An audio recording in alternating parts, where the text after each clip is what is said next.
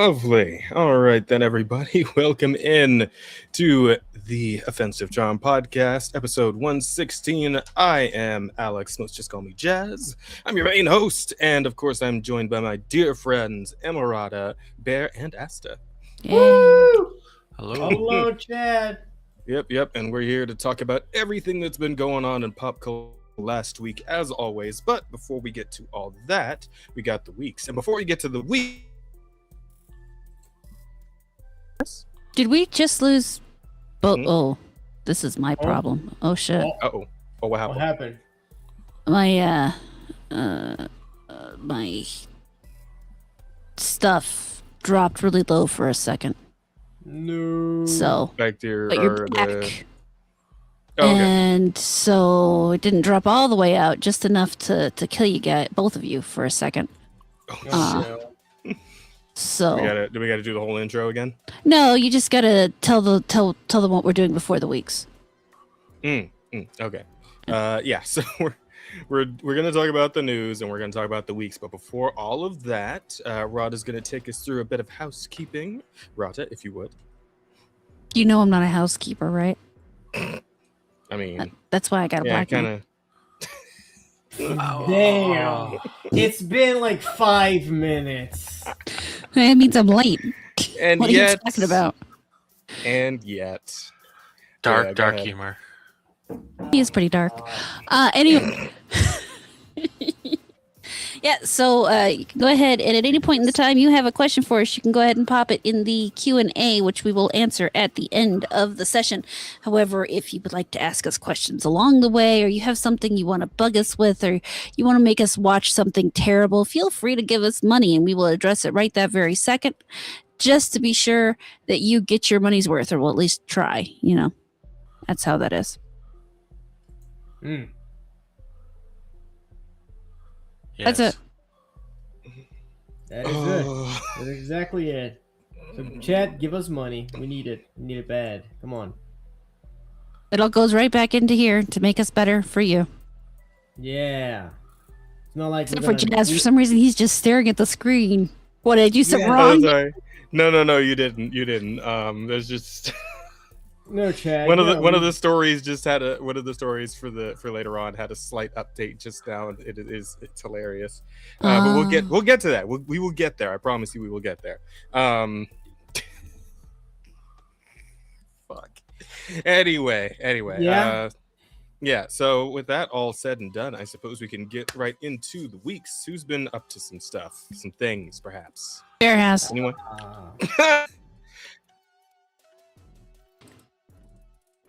Immediately.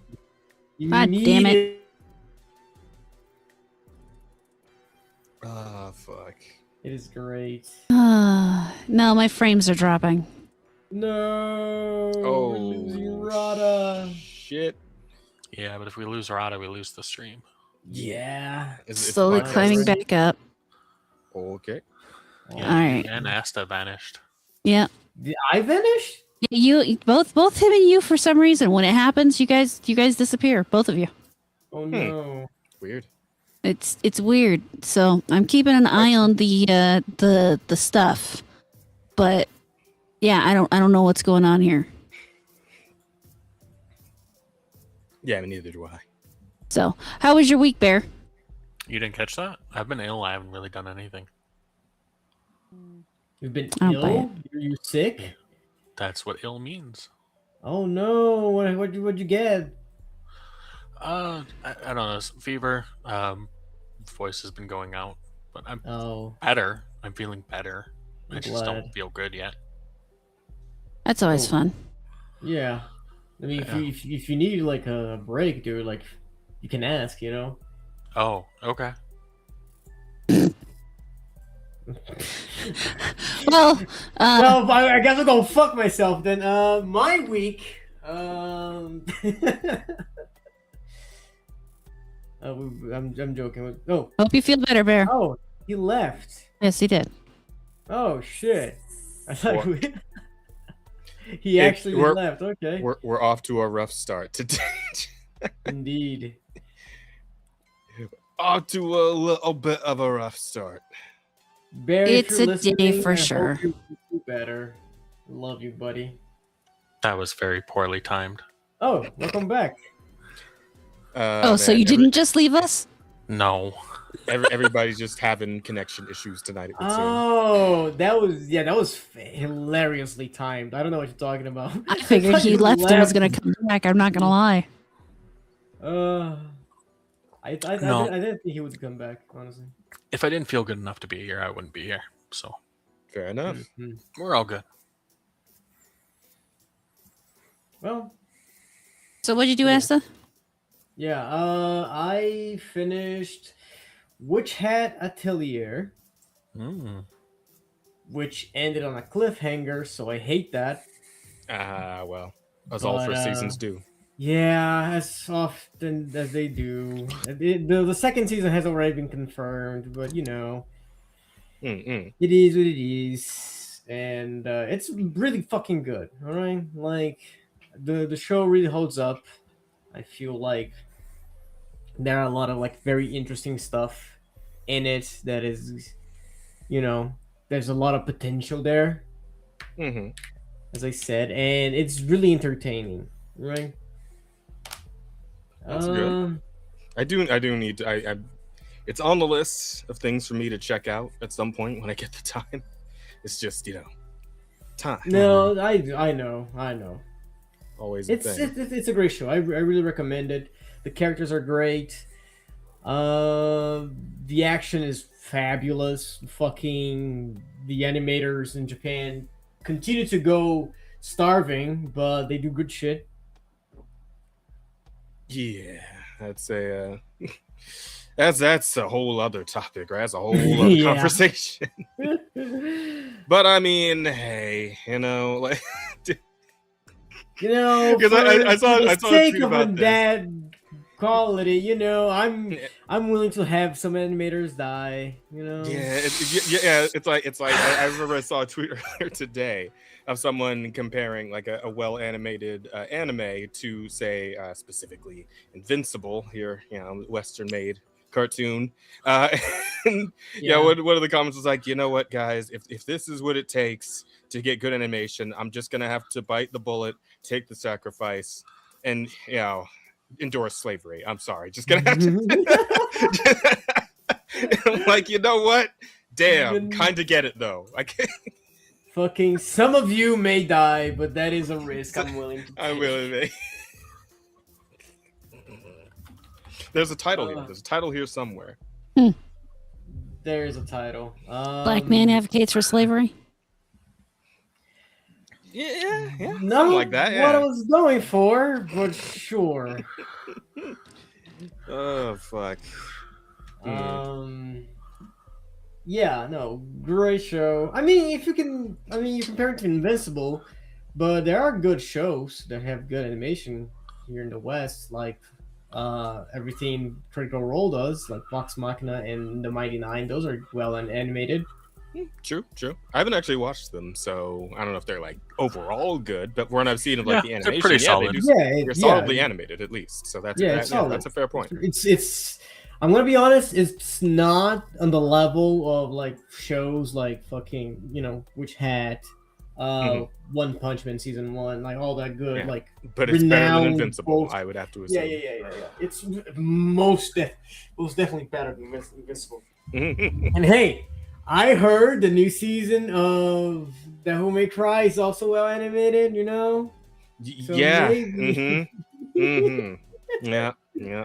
So maybe it's- the actual it's honestly price just for good it makes it. animation is just a shitty script. Yeah, and it just makes it that much more depressing. Where it's like, oh man, you guys actually got some good, talented animators on this, but you kept Adi Shankar around, and that's the real issue. Mm-hmm. It's even more of a waste at that point, Yeah. Damn.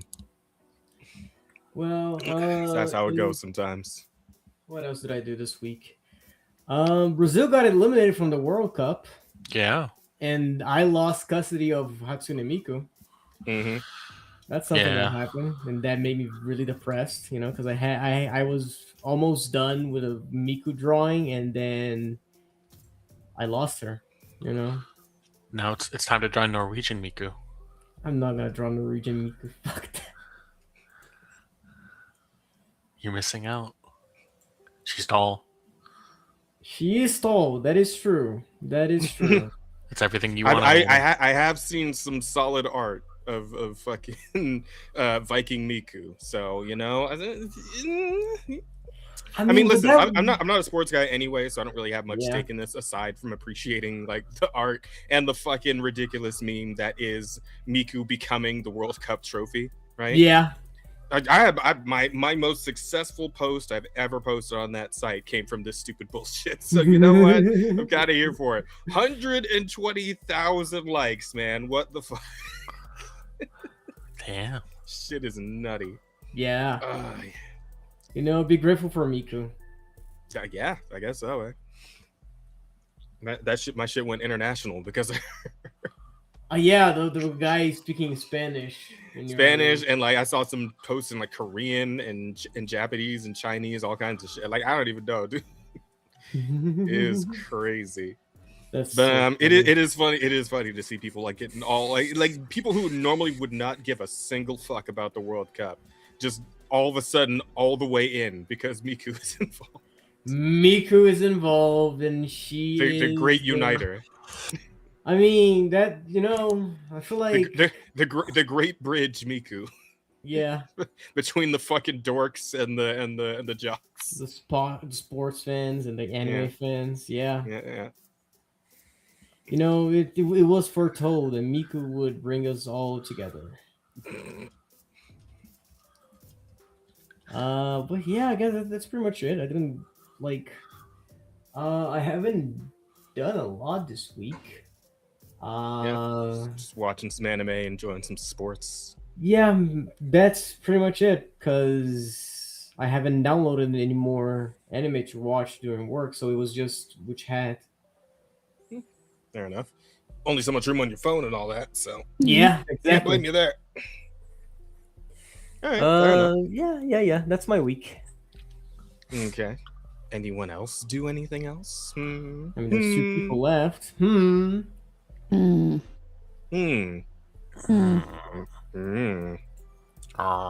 you know what? I'm gonna go. I'm gonna go right now. I know we usually save me for the end, but I'm just gonna do it now. So I did pick up a new show. It's called, I believe, Dusk at the End of the World. I have this open tab up. Oh. No, sorry. Dusk Beyond the End of the World. Name. Yeah, it is, and it's an interesting show so far. I'm digging it. So what's happening here, right, is that we opened the show with Akira, who is about like a late high school, like nearly going to college type student, like 18 years old or so.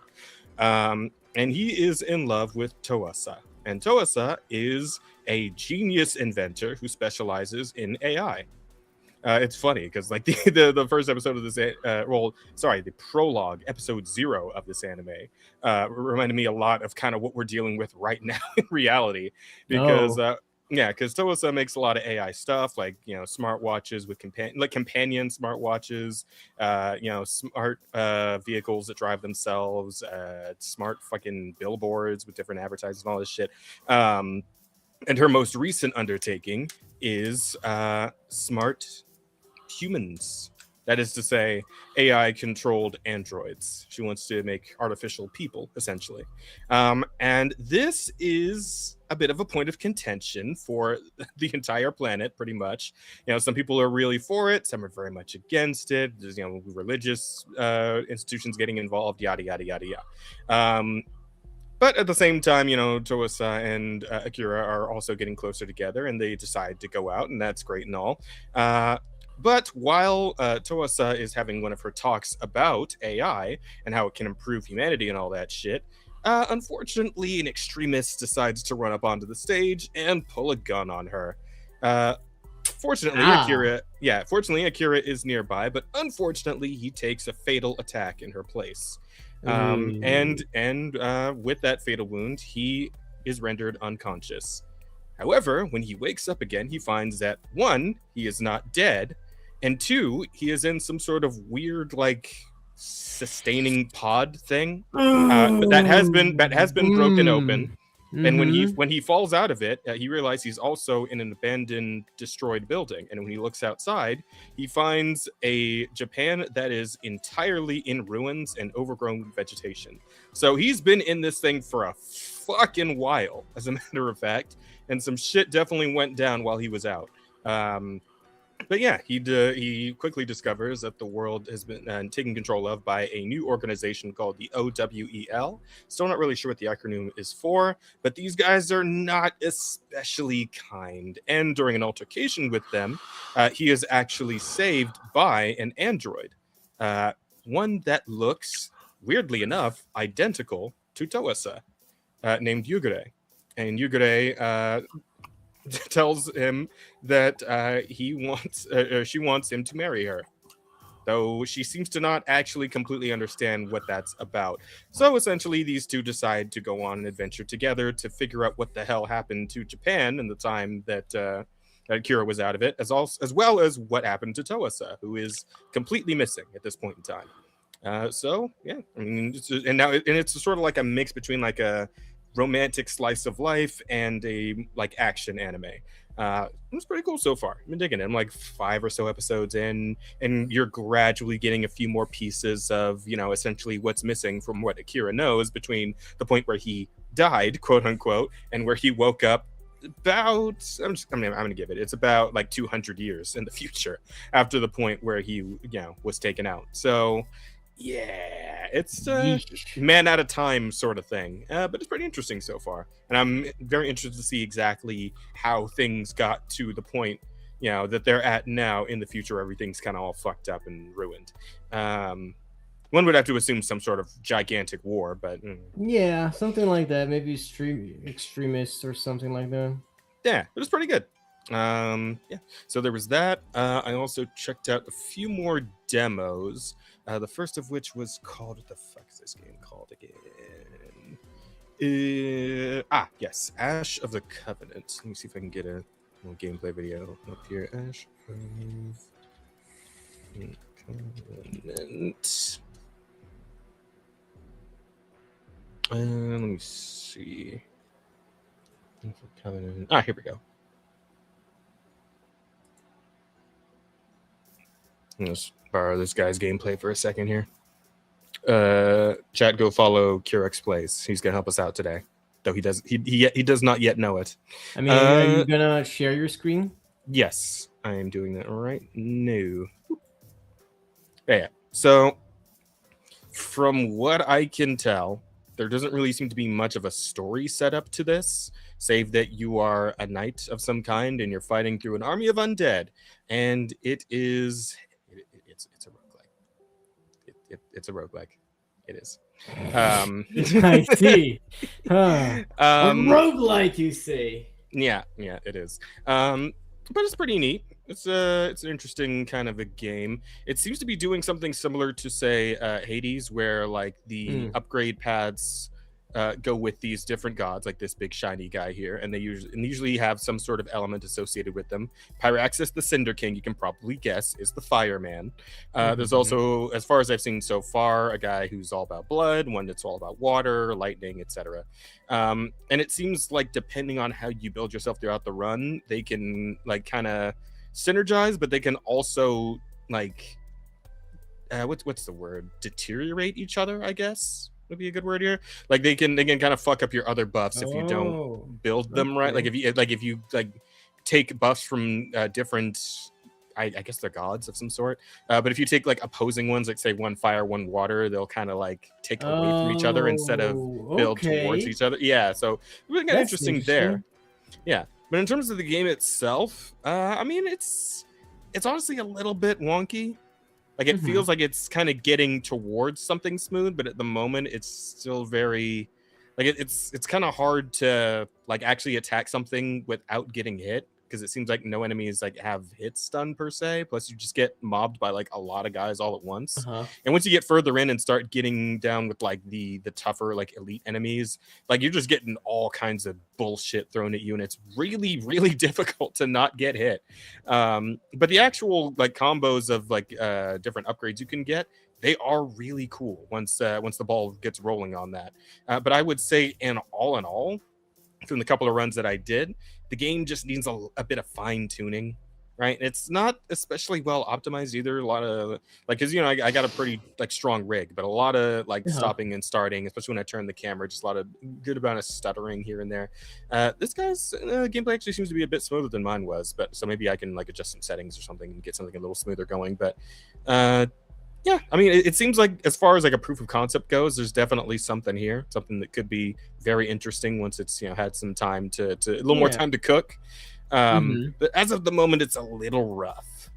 But I do like the concept. Like I said, it's kind of cool overall. I dig it. The other thing it looks and feels cool. All the effects and stuff. It's very nice graphically. Obviously, it's a simpler animation style, but what you see in there in the gameplay and all the effects, the fire, the lightning, everything. It's very good. You can go a little further in. He's got some more shit going on. Yeah, I got waves of fire. It's pretty cool. We got different super moves you can get that will be on specific buttons. You can activate on cooldowns, all that sort of stuff. Passive effects, I think you can see this water explosion coming off the guy every time he goes in for a hit. Yeah. Again, I haven't seen everything in the game just yet. I'll probably do a couple more runs just to see what else is on offer in terms of ability synergy and all that sort of thing, because I like what I saw from the runs that I did. It's just as far as actually fighting enemies, it's really rough because it's just throwing a lot at you, a lot. And I'm not really sure if it's roguelite or roguelike, and I don't know if there's power ups that you get outside of the outside of each run that make you stronger for subsequent runs, that sort of thing. But yeah. So far, not bad. Could be better, but not bad. The other thing I took a look at was called Kernel Hearts. And I have actually been looking at this one from a while ago, but it recently got a trailer back on this, 16th of last month. So that's relatively recent, I would say. Let me see. Here. That'll do. It's Risk of Rain 2 with Magical Girls. Yeah, kinda. Honestly, that is not inaccurate. So, you play as a quote-unquote magical girl, which apparently is just an android girl, and you're fighting against the Ash, which has apparently destroyed humanity. Yada yada. You kind of know these setups once you played enough of them, and you take on the Tower of Babel, which is a tower that is filled with extremely hostile angels, and you essentially try to defeat the boss of each floor to head up to the next one. And I don't know if there's maybe a point where you can complete a run, or if you just go until you die, because I haven't made it very far up. The game's kind of rough overall from what I played so far, but it does run really nicely, and as far as combat and such goes, it does feel pretty good. No, it's not. But hey, I'm trying to get into some actual gameplay here. But yeah, you start the demo with one character unlocked. I think you are able to unlock one more in the demo. I haven't actually gotten that character yet, so I don't know if there's going to be massive variety in playstyles and whatnot. But yeah, movement feels really good. Your character is very fast. There's a lot of verticality you can do, and combat feels pretty nice too. And it can, again, like the previous game I played, it can get a little nutty once you get into higher floors and they start throwing a lot of shit at you all at once. But different upgrade paths you can get are kind of neat. The combos feel fun. And the game itself runs really nicely. And graphically, it's solid enough. Again, something that could probably use a little bit more fine-tuning, but overall, not terrible, not bad. And I'm a good old fan of a Risk of Rain type game, so this is definitely up my alley. But yeah, so far, not a whole lot I can say about it. I didn't have as much time with this one, only about an hour and a half or so. I was running this right before I got into the podcast here. So okay, Yeah, but I'll probably spend a little bit more time with this too. Maybe I'll talk about it again if I find there's anything especially interesting from the additional time. If not, I'll just kind of keep an eye on it until it gets to full release, and we'll see what it's got to offer then. But yeah, overall not too bad either. pretty solid game. Now, last thing I did, and I feel like I should, like, ordinarily I wouldn't bring this up, but we went ahead today, actually, earlier today. There was a big live stream update for Marvel Rivals, which was a little different than how they usually do it, because they usually don't do like a full-on stream to go over the new content for a new season. But because they did quite a lot of changes here, and Bear can attest this too, he popped in about halfway through. They're doing some crazy shit for season 9. Asta, you're probably going to be interested in this since you're also a Rivals player. Yeah. But yeah, so you know about like the team up mechanics, right? Yeah. So, and you know how like in order to do a team up, you have to have both characters on that same team together, right? Sure. Yeah. So what they're doing in season 9 is not only are they bringing back pretty much every team up they've ever had in the game, but they're also making it so that team ups can be active without that other team member being on your team. Yep. How But you are limited to one team up ability at a time. Yes, you like every team up ability that every character has is available to them one at a time, and you get to choose when you choose your character which one you want to go with, and you can switch it whenever you're in your spawn room. Okay. But the thing about that is that as far as the team up mechanic goes, you will get a stronger version of that team up if that other character is in the team with you, right? So let's see. For example, I'm trying to think of a good example from the ones we saw earlier today. Well, Venom was a good example. Venom has true, Phoenix, and it gives him like a whip, a cleaving whip. Yeah, that hits multiple targets at once. Yep. If Phoenix is actually in the team with you, it also gives her stacks. Yeah, so you know how like Phoenix does, like every time she hits it with a basic attack, it like puts a stack on an enemy, and then the stacks explode. Yeah. So if Phoenix is in the team, someone's mad. That would be Grace. That's one of your babies? Yeah. Yeah, it's Grace. She's yapping. Wow. Well, give her a treat or something. She ran out of the room because whatever she's yapping at was downstairs. So she has left. I'm sure she'll return. Gotcha. Oof. Yeah. So like Bear said, with Venom, like he'll get a cleaving whip thing with his tendrils that can hit multiple enemies per swing. But if Phoenix is around, then that cleaving whip thing also gives the Phoenix stacks, and the enemies will explode if he hits them like twice or 3 times. So shit's gonna get real fucking nutty next season with all these different effects that are gonna be active. Characters you wouldn't expect will get like healing features and shit. Other characters will get like shields that are like weirdly wacky. Like for some reason, Jeff gives like a weird bubble thing to Groot now. They went over like everything that they're including, and it's all looking very fucking nuts, dude. Hela's able to rain down Namor squids. Oh my god. Yeah, with her ult specifically, but it's so fucked. And like Storm gets a rain effect as well. That's like healing rain. Yeah, there's a lot of like healing effects from non-strategist characters. Yeah. But there's also some cool new healing effects for strategists. For example, like Cloak and Dagger, if paired up with Luna Snow, or by herself, gets this like thing where she can freeze herself in place and make herself untargetable, and it heals her and also enemy or allies nearby. So that's a pretty cool one, and that you can also activate it when you're playing as Cloak and not just as Dagger. So now you have a healing utility that you can use with Cloak if that's what you want to do.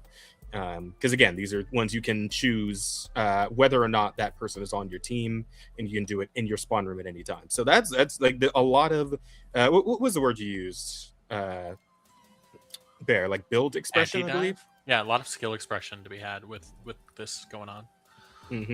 Just so many choices, and then again, just because you're able to pick stuff even when you don't have the other people there, like just a lot of opportunity. Also, a lot of like strategist anti-dive tech was shown, which is super wonderful. Very nice, yes. Or like the one for like Adam was, if you have Ultron on your team, you get 10 more shots of your basic attack, but your right click heals. So just interesting ways to play the characters that you wouldn't get otherwise. Yeah, and some are incredibly disgusting and are probably going to be horrific to play with and against. So we'll see how season 9 shakes up in terms of that, because it's going to be a very different game when we get in there for season 9. Very I'll different. love this one. So Punisher gets the infinite ammo thing back. Let's go! Yeah, and he can use it without rocket. So that is so goated. Let's he fucking he can just drop it wherever Oh. he's at and just fucking go nuts. But of course, if rocket's with him, I believe it also comes with a fire rate bonus. So Yeah, I think nutty. that's what it was. So yeah, all kinds of nutty shit there. Same with Penny and her her mine thing that can how her mine spawner can also spawn rocket, like the little armor things. Yeah, she can do that without him around. So yeah, it's wild, dude. I'm both scared and incredibly excited for season 9 to start. It's gonna take a lot of getting used to, but it's gonna probably help to revitalize the game for a lot of people. It's also just going to be way more chaotic than before, which is crazy to think about given how chaotic the game is currently. So yeah, wild stuff, man.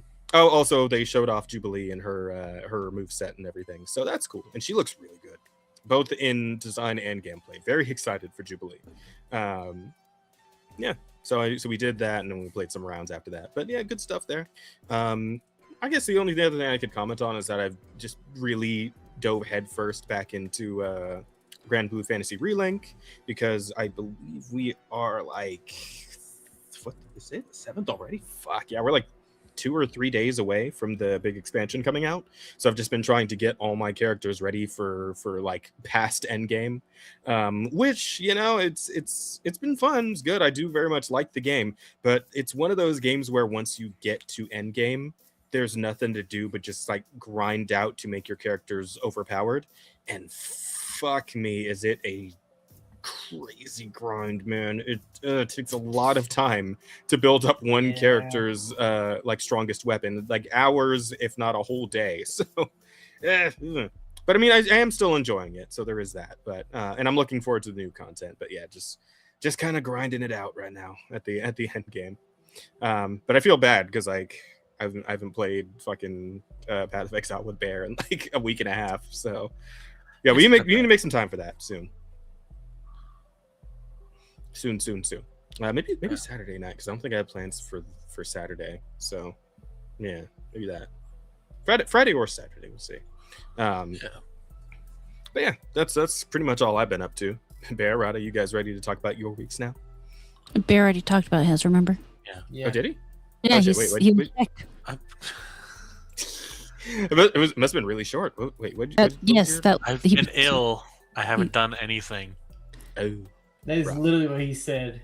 okay, gotcha. Sorry, I missed that. I must have been looking at something. But all right, Rada, what about you? That's what happens when you don't pay attention. I'm sorry. It's like this all the time with him. I feel I'm like sorry. I've never heard. Yeah, I know. He just never really listens. Should be used to it by now. Yeah, you guys should see when we play D&D. It's like he reacts to stuff that we already reacted 5 minutes ago. Wow. Oh my god. He has quite a buffer there, doesn't he? It is so funny. He's talking about his computer hardware. Maybe he needs to upgrade his brain a little. No, he uses that black time. Oh, right. I forgot. They run a little slower than the rest of us. Yeah. Just whenever you guys are ready. Whenever you're done beating my ass, if you'd like to discuss your week, Rada. So never is what you're saying? I mean, that's kind of wrong. You got to stop it. You get tired, right? At some point. I mean, that's when I go to bed, though. I mean, and then I beat on my own black man. Anyway, what did I do this last week? I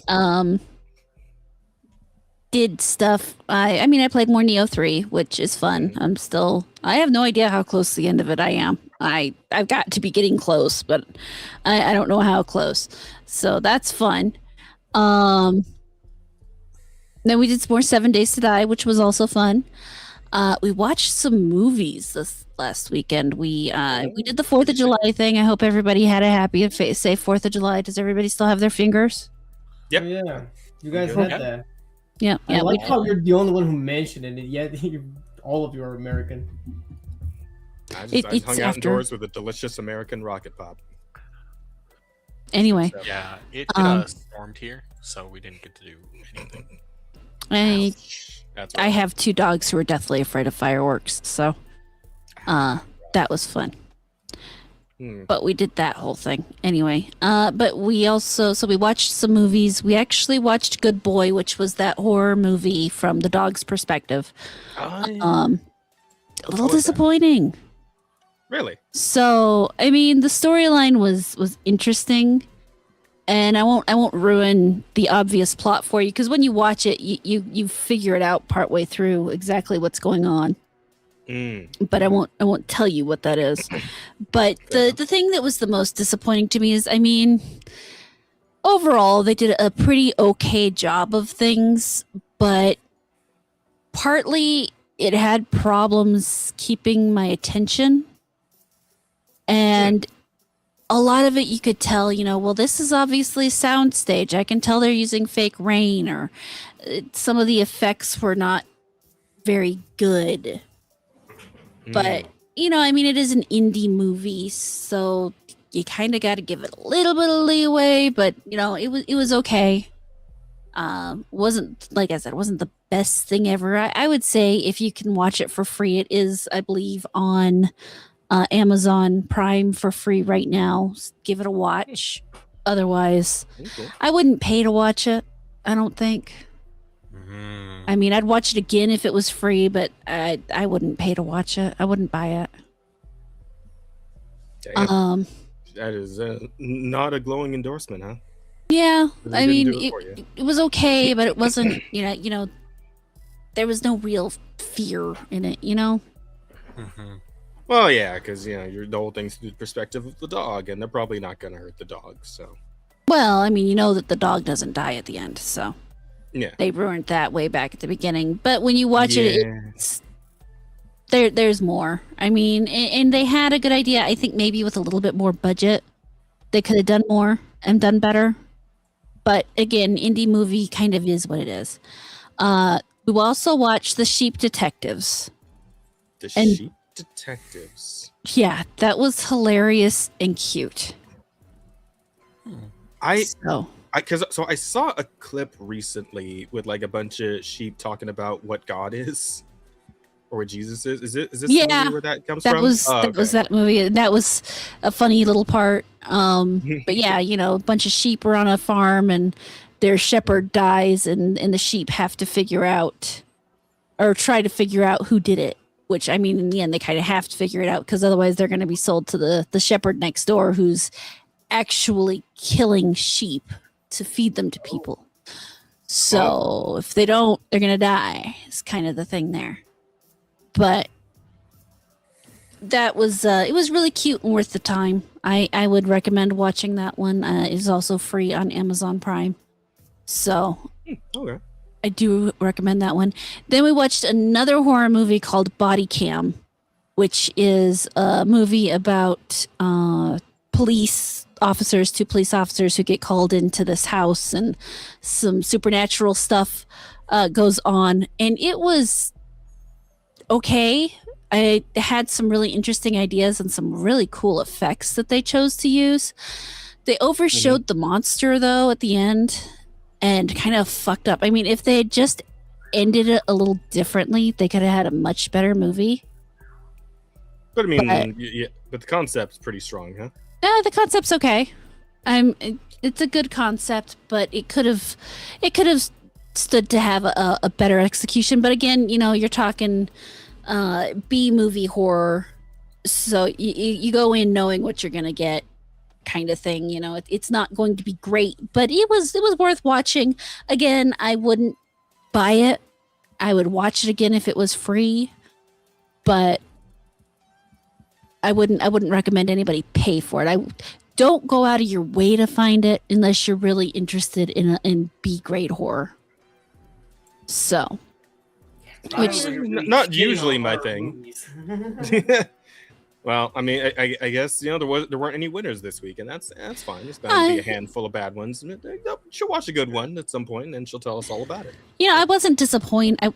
I wasn't angry that let's put it that way. I wasn't angry that I watched it.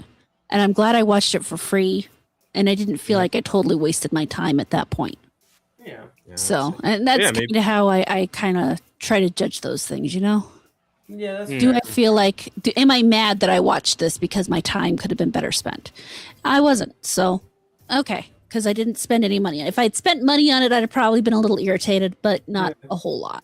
So, maybe that new Evil Dead movie will do it for you. Evil Dead Burn? Yeah, that's what it's called. Yeah. Yeah, I don't know. We'll see when it comes out. I was not hugely impressed with Evil Dead Rise. Which one was that? That was the last one that came out in the apartment building. Yeah, I will give them. They killed the kids. They don't often do that kind of thing. I appreciated that a lot. I did. I appreciated that they killed the kids in the horror movie. Not something you usually see. But overall, I do find it interesting that they're just going forward with that franchise without Ash. Well, I mean, they kind of had to eventually. He's getting old. True. And as much as I mean, you heard that Bruce Campbell has cancer, right? Oh shit! Yeah, I didn't know that. He's got a movie coming out. It's I don't remember what it's called. It's like Ethan and Anna or Bruce Campbell new movie. Ernie and Emma. He's got that coming out. I wish I had. I don't know where it's coming out though. It might be like an independent title. But it looks kind of interesting. It's different from what he normally does, which is, obviously the horror kind of stuff. But he has more range than that. People really, I don't remember Donnie Briscoe and shit like that. But he does other things too. So actually, I believe he was in Burn Notice, as well. So, but he's a pretty good actor, so I'd be curious to see that. But yeah, he does have cancer. Hopefully, he's getting that fixed up. We'll find out over time. But yeah, so I did that too. And the man's almost 70, so I mean, yeah, kind of just gotta let him rest at this point. Yeah, he can't do the same slapstick. I mean, Evil Dead is extremely physical. Mm-hmm. And well, do the new movies still lean into that, or are they just kind of more straight horror now? No, they lean into it still. There's still a lot of physical action in them. I think the issue with the last one is there was just something missing, It didn't have the same fear factor, really. And I don't know, it pulled some punches, I want to say. Despite killing the kids, there were a lot of pulled punches. And the actual story itself stood to be stronger. But, it was okay. It was, again, I watched it on Amazon Prime, so I didn't pay for it. So I didn't feel like I wasted my time. I just, for a movie that holds the Evil Dead title, it could have been stronger. Mm-hmm. And so, that's how that one was. The other thing I did, so I have started a morning show. Well, morning for me. It's kind of like early afternoon for East Coast. What kind of show? Oh, for an hour, I just talk about stuff. So right now, whatever comes to mind. I've been pulling up video game stuff and talking about that. Like I talked about some of the Xbox stuff and which we will definitely be getting to. Yeah, so just for an hour, sit down and chat and ramble my thoughts out. I may or may not edit it and start putting it up on my video channel. I have not decided on that one yet. So it's not a bad idea. Don't hold your breath on that, because if there's one thing I hate, it's editing. I truly hate editing. I have come to that conclusion. I think most people do. So. No, some people genuinely enjoy it. Some people love to edit. I do not. I know a number of people who really enjoy editing. I wish I made enough to pay someone to edit for me. Yeah, wouldn't that be nice, eh? Yeah. Wouldn't that be nice? Yeah, it would be great. I need to step away, so I'll see you guys soon. Cool. Yes, go We'll handle. miss you. Bye. I miss you too. Mwah. Brutalize your sister. So 11 a.m. on Monday, Tuesday, Thursday, and Friday. Mountain Time, so 1 p.m. Eastern, 10 p.m. your time. I'm doing just an hour of talking about whatever I happen to scratch up and find interesting to talk about. Okay. I mean, And I did the second one this morning. That sounds pretty cool. So yeah, it's fun to do. And it's also just going to be like a once a week deal. No, it's 4 times a week. 4 times. Okay. Yeah, Damn, Monday, okay. Tuesday, Thursday, Friday. Well, I mean, yeah, no, it's not a bad idea because then you're always like right there on whatever's like really current, you know. Whatever's on my mind, yeah. Yeah, because like I think about like some of the stuff that we're gonna be talking about today and how like some of the bigger stories dropped like the day after we finished the last podcast. So it's like I always hate that shit, but like sometimes it happens, you know, where it's like the stuff people are really talking about just happens right after the day we did the podcast, and we got to wait a whole week to actually discuss it. Well, I mean, it's good to have a weekly roundup kind of thing, and it's good to have things that are more current type, you know. Yeah, I need to get back on just doing like the smaller videos for this channel, so we can, you know, just get a little more traction going here on the OCP. Yeah, making sure you keep things out regularly is important. Yeah, and doing like a few like short form videos, just like a little like 10-minute thing, every like maybe like 2 or 3 times a week. That'd go a long way to helping. So I just gotta get off my ass and do it. Yep. But yeah, so that's basically what I've been doing is those things that I just talked about, 4th of Julying, and I feel like there's something I'm missing. But whatever it is, it can't be that important. So, I remember our steam machine will be here on Thursday. Ooh, nice. So we might be able to hear about your first impressions next Tuesday, huh? Mm-hmm. Cool. All right, there you go. Nice. So, yeah. Sorry, I'm thinking my ear. Have you made peace with the loss of your husband this weekend? Yeah. I've already come to the understanding that I'm going to be alone for a little bit. Yeah, fucking wild that he was telling me that he's actually gonna do multiple saves because he told me that he'd play it with me on Sunday, but I guess he's also gonna be joining in with the SNH crew to do like Saturday nights. So yeah, and then he's gonna have his own. Yeah, fucking nuts, dude. Absolutely crazy. When I tell you my husband loves that game, he loves that game. Fair. It's taken the place of Pokemon for him. And trust me, he loves Pokemon, or he used to love Pokemon too. The number of conversations in which would be him telling me about Pokemon and me just being glazed out and not really paying attention is astounding. And he can still do that in the event that you really get him started on it. But at least when he's talking about Pal World, I have a little bit of reference since I have actually played some Pal World. I tried to play one Pokemon game and I couldn't get all the way through it. So, yeah. It's, yeah.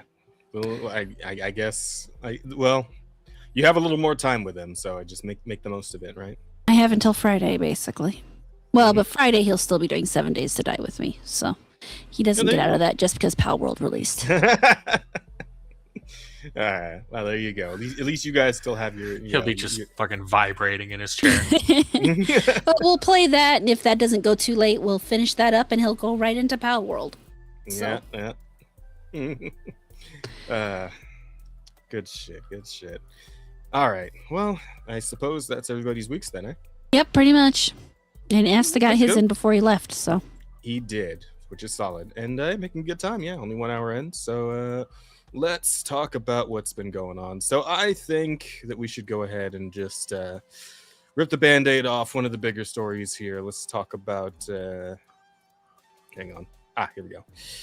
Let's talk about the big one, the one everyone's been talking about, and that's PlayStation and their big announcement that pissed literally everybody off. Well, the vast majority of people. and that is they are going to be ending production of physical game discs for all new games starting January 2028. So probably by around the time the PS6 releases. From that date, new games will be available in digital formats only. Yep. Someone Man. explained to me the point of owning a PS5 now, or a PlayStation. What's the point of even buying the PlayStation 6? Let's put it that way. You know, that's the thing. It's because I've been thinking about that a lot as somebody who's been a PlayStation gamer since childhood, essentially, right? I had PS1 and then went all the way up to now with the PS5. But like looking at this situation and like the PS6 and the fact that all the games they make that are exclusives fucking suck. Yeah, no, I don't think I'll be getting a PS6. At least the way things are now, yeah, I don't see myself doing it. Yeah, it's I'm done with proprietary PC thing at this point. Yeah. It's you can't play any of the other games on it. You're just restricted to the very narrow sort of what slop they want to feed you. Yep. I think anyone who's got half a brain won't be buying a PS6. And they can take it away from you at any time to top it off. So not only is it shit, or is it possible shit, and it's only shit that you can play on that, but they can take it away anytime they want. Yep. And especially given the fact that PS6s are probably going to be getting up very near the price, if not right on the price of like an intro PC. There's just really no point. I mean, it could easily cost as much as the fucking Steam machine. So true, and probably will. If current numbers of parts and whatnot, or anything to go by, current trends of prices going up and up and up, and the fucking there's rumors about fucking PlayStation Plus going up in price again. It's probably going to be the case. They're just gonna milk it for all it's worth at this point. I think the PS6, even if they go and do that console at a loss, which traditionally consoles do sell at a loss, I don't think the PS6 is going to personally. But regardless, I think it's going to be roughly on par with what you get the Steam Deck for, or the Steam Machine. Gabe Box. Gabe Cube. Gabe Box. The Gabe Cube. There we go. There's so many different names for it right now, and in my head was just not putting the right ones together. Yeah. And it seems as though, from what we've seen from Xbox's recent posts, that they're most likely going to be going down a similar path, in that they're also going to be phasing out discs. So they essentially, but yeah, they did way back when, and PlayStation shit on them for it, and that was a massive boon for the PS4 at the time. But now that Sony's the first one initiating this, I think Xbox is just all too glad to just go for it too, because now they know like that discs, total disc death bear is what we're at right now. I think we're seeing the end of physical. No. Well, I mean, except for Nintendo, they still got their little cartridges for now. Sort of. So. Sometimes they just send you like the game code. I think honestly, with Xbox has got the opportunity, because they've gotten to see now just how many different people are shitting on Sony for this. They could go the route of saying, "Hey, we're going to keep physical discs," and that could be their big selling point going into the next generation. It would be a wild thing to see if they end up being essentially what PlayStation was way back when, during that one E3. Yeah, if they're smart about it, I think that's what will happen. I know Xbox story is coming up later, so I don't have hope for that because they're not smart. But they could, if they could do it. Giving them a lot of credit right now, Bear. No, it's I know better. I know they won't. I know everyone there is retarded. Again, I've seen the stories. Mm-hmm. But they could. But if they were, if they weren't, then they could do that and totally come out ahead, or at least even. Yeah, I don't have a whole lot of faith in the wider gaming industry at this point, Bear, except for PC at this point. I still feel good about Steam, and I feel good about GOG, because of course GOG came out right around the time this happened, to let us all know that if you buy from GOG, you are getting something that you actually own. So that's cool. And a lot of times it's the same on Steam too. I mean, DRM is Yeah. optional on Steam. There is no hard and fast DRM. They do offer a DRM setting that devs can put on their stuff if they want to, but you do not have to use DRM on Steam. Yep, and you can make backups of all your Steam games. Mhm. Which is nice. So yeah, like all the more reason to just, if you're gonna stay in gaming, invest in a PC, and then just, you know, maybe ride some waves if you absolutely must have one of the AAA releases. But for the most part, it seems like all the cool shit for the coming years is going to be, you know, indie related or something that'll just be available on PC from the jump anyway. So Yeah, there's less and less reason to get a console. Yep. Oh, yeah, but that does mean I'm gonna have to start investing in a proper like dual PC setup here. Well, I mean, I guess if the Steam machine ends up going okay, you know, I'm gonna get Rada's opinion on it when she has hers, and I'll inform my decision from there whether or not I want to get myself one. And you'll wait 2 years sooner than before later. one finally becomes available. Wow. Okay. Jesus Yeah. Christ.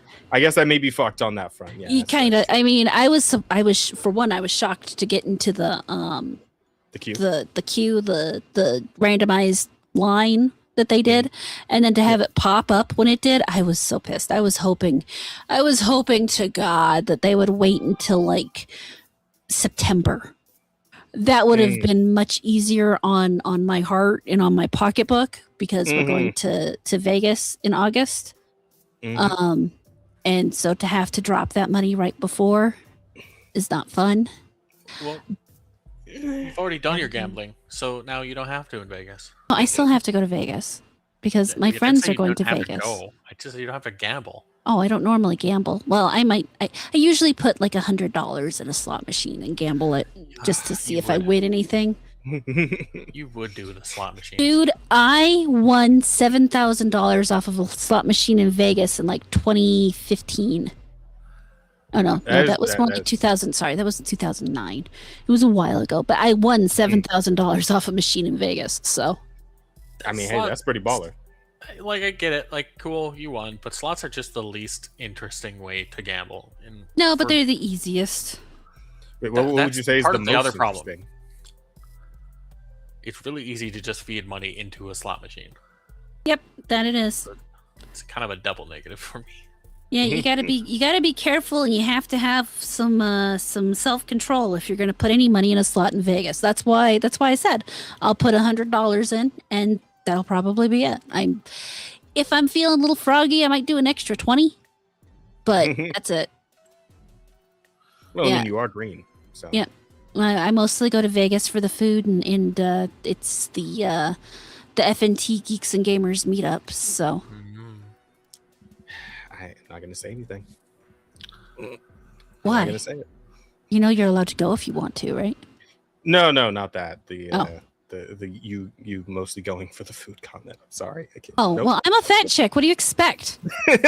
Well, there it is. Okay, she said it herself, chat. I'm absolved. I'm in the clear. I'm safe. Better absolved than absorbed. Damn. Bear. I know the blood feud between you and Rada is getting worse every episode, but like, damn. There's a blood One feud? I don't think there is. I was like, I didn't know there was. This is friendly behavior. I don't know what you're talking about. Oh, of course. I'm like this to everybody. Are you kidding me? Everybody alike, anyway. I'm meeting Rada where she lives. That's all. Yeah. You know what? Hey, fair enough. It's like, I mean, what, you expect I'm me to be enjoying it. nice? No, I don't. Okay. Not at this point. There Absolutely. we go. not. I think if yeah. you were nice at this point, something would be wrong. I feel like you would be pranking us. Or I didn't like you anymore. Yeah. And I suppose we should also bring up, because like a big part of this whole thing was the Asman comments, right? Because he had some thoughts on this that people weren't expecting, and ended up getting a little upset at.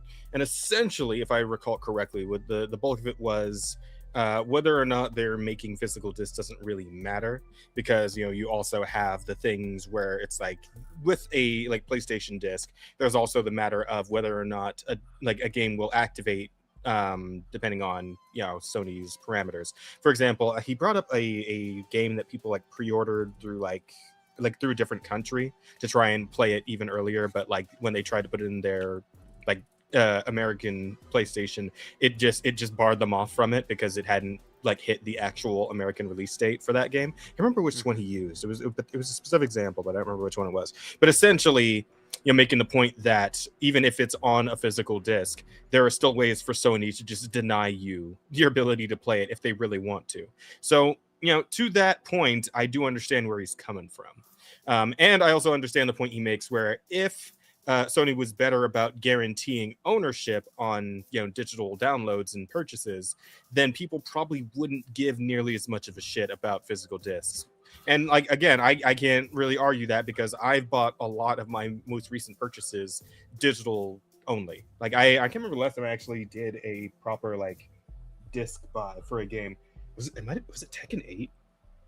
It might have been. I'm looking at my discs over here because I bought the Forbidden West box with the cool toy in it and all that, and I did not get a disc in that box. I was very upset. I'm not even gonna lie. I opened the box and I'm like, "What the fuck is this?" Look, and I'm like, "Where's my disc?"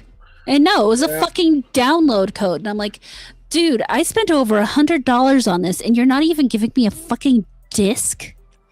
Yeah, that is nutty that became a thing in like the last 5 years or so, where it's like special editions can have all this swag and little statues and a cool artbooks, little all that shit, book and all this other stuff. But you open the goddamn box, they give you, the box that's supposed to have the disc in it, and you open the box and there's no fucking disc. And I'm like, why did you even make the box? Why give me a box that literally has the cutout in it for the disc? And then no disc. Why? Why?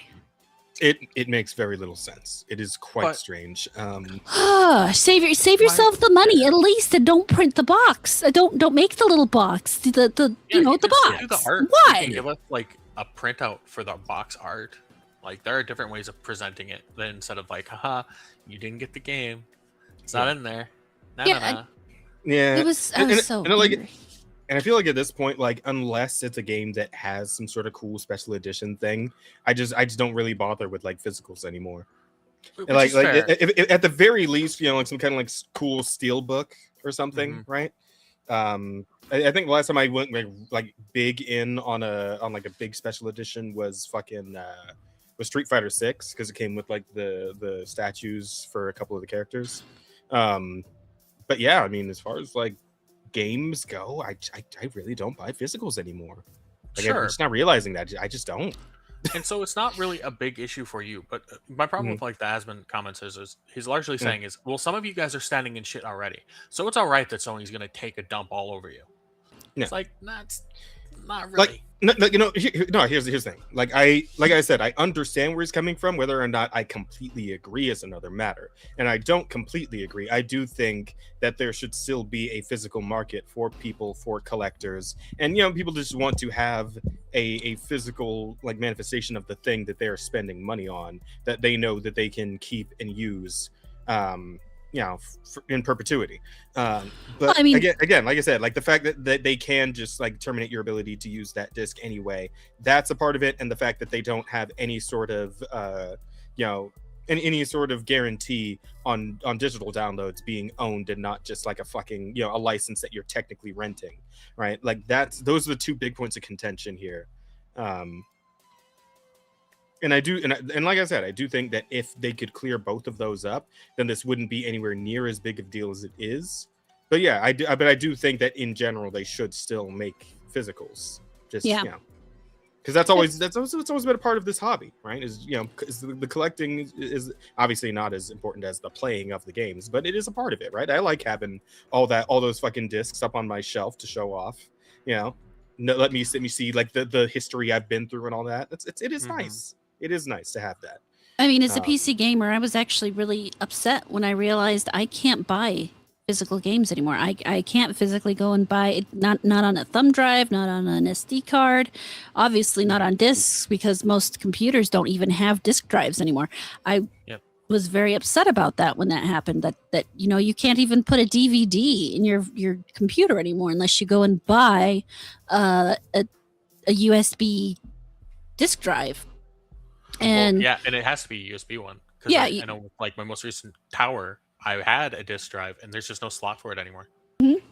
There's nowhere to put it. Now you can buy ones that will still let you put them in, but it's not the same. It's not what it used to be. No. So, I mean, on one hand, it's nice for console players to actually get the notification ahead of time that, hey, we're not going to do discs anymore. They really just kind of snuck it up on the rest of us, on the PC players. And I mean, I know part of that's because Steam started to dominate the market, and that's all digital.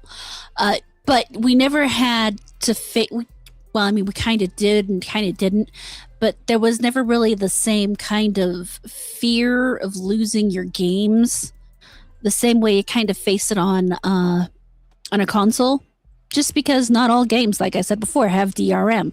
And most of the time when the game does have DRM, a lot of people get pissed off because DRM has a tendency to, despite the fact they claim otherwise, has a tendency to impact the way the game plays.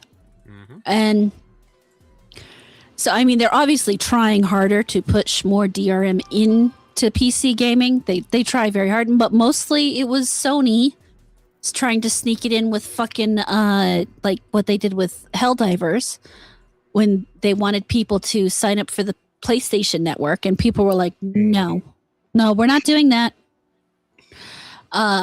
We've already got enough fucking shit with Ubisoft and EA and all of them doing that shit to us. We're not taking it from you too. Fuck off. And no, I don't think so. Well, and especially when they said it, I mean, if they had started it that way from the very beginning, from the word go, they probably wouldn't have met the same pushback. But since it wasn't that way from the very beginning, that's where they fucked up. So people will accept something right out the gate, but when you try to make things worse after you open the door, people are just gonna say fuck you. Mm-hmm. Which we should, rightfully. Hilarious that still ended up being like the one live service game they backed that actually managed to, hang around right for longer than like a month. 1 in 12, and it's like the one game they actually like went out of their way to fuck over, and it still managed to actually make a profit for them. But and they put it on PC and all that other stuff. So, stuff that's supposedly not supposed to work. But yeah, and now they have a new issue similar to that whole situation with a new game that's coming out. I forget which one it was though. Fuck, I just saw a tweet about it. It's something that's coming up soon. That's PlayStation related. That's also being blocked in like 130 countries. What the fuck was it? Oh, god damn it. I think it was like a FPS. I'm sure it was. No, wait, no. It's a fighting game. It's Tokon. It's happening with fucking Tokon Fighting Souls. So, yeah, and that they're about... I mean, Tokon's probably going to be fine because, the FGC, they find a way. But, there's already been a good bit of backlash over that. So, and it's to the point where, like, people are taking every opportunity like for a PlayStation Plus to come up to just fucking jump them, especially like about the disc thing. Like, hang on, if I think I saved this in my so hang on, I'm gonna bring up another tab. in my gonna do fine favorites. Because fighting games already don't sell well, so it's not like it's losing any sales. It's already just only gonna hit mediocre numbers. Oh yeah, this was as soon as because they made a fucking tweet about this new fight stick that they're putting out, a physical piece of tech, by the way. Crazy, right? But as soon as they did, there's like a million like retweets and Twitter's assemble. And if you go in here and look at the replies, get them. Address me. Can I play my physical games? Address me. I liked Niche Gamer's response. They had, are we going to get the physical controller, or are we just going to get a file to 3D print it out? Yeah, no. Everybody is jumping up their dick every time, but especially the fucking the food accounts are coming back out with more heat. Domino's UK. And also fucking, I think it was from KFC. I think I put it in the docket. Let me see. Yeah. KFC pulled out some old shit, dude. Look at this. Look at this shit. Breaking news. KFC will stop offering its physical format starting today. Its products can only be consumed through its app in fake PNG format.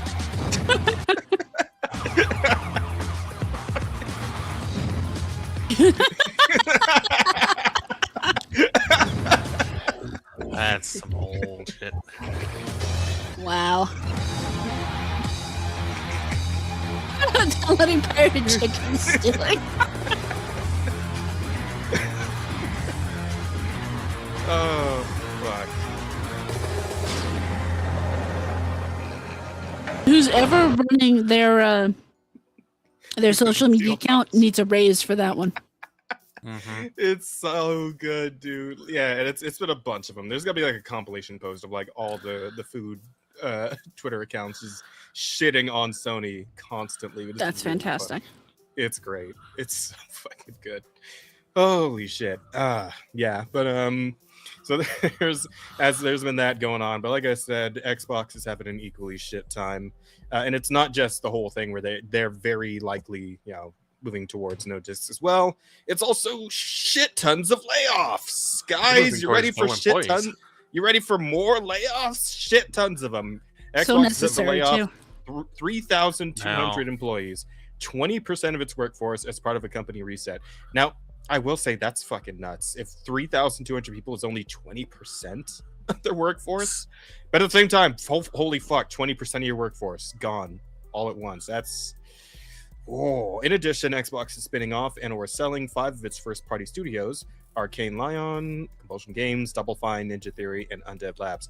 I'm gonna say good luck on like at least 3 of these actually trying to sell them to anyone. But Well, maybe, 2 of them, maybe Ninja Theory could do it. Ninja Theory and the other one are actually being sold to somebody else. Compulsion and Double Fine are going on to their own, under their own independent. They're going to be themselves. They're gonna be dead in a month.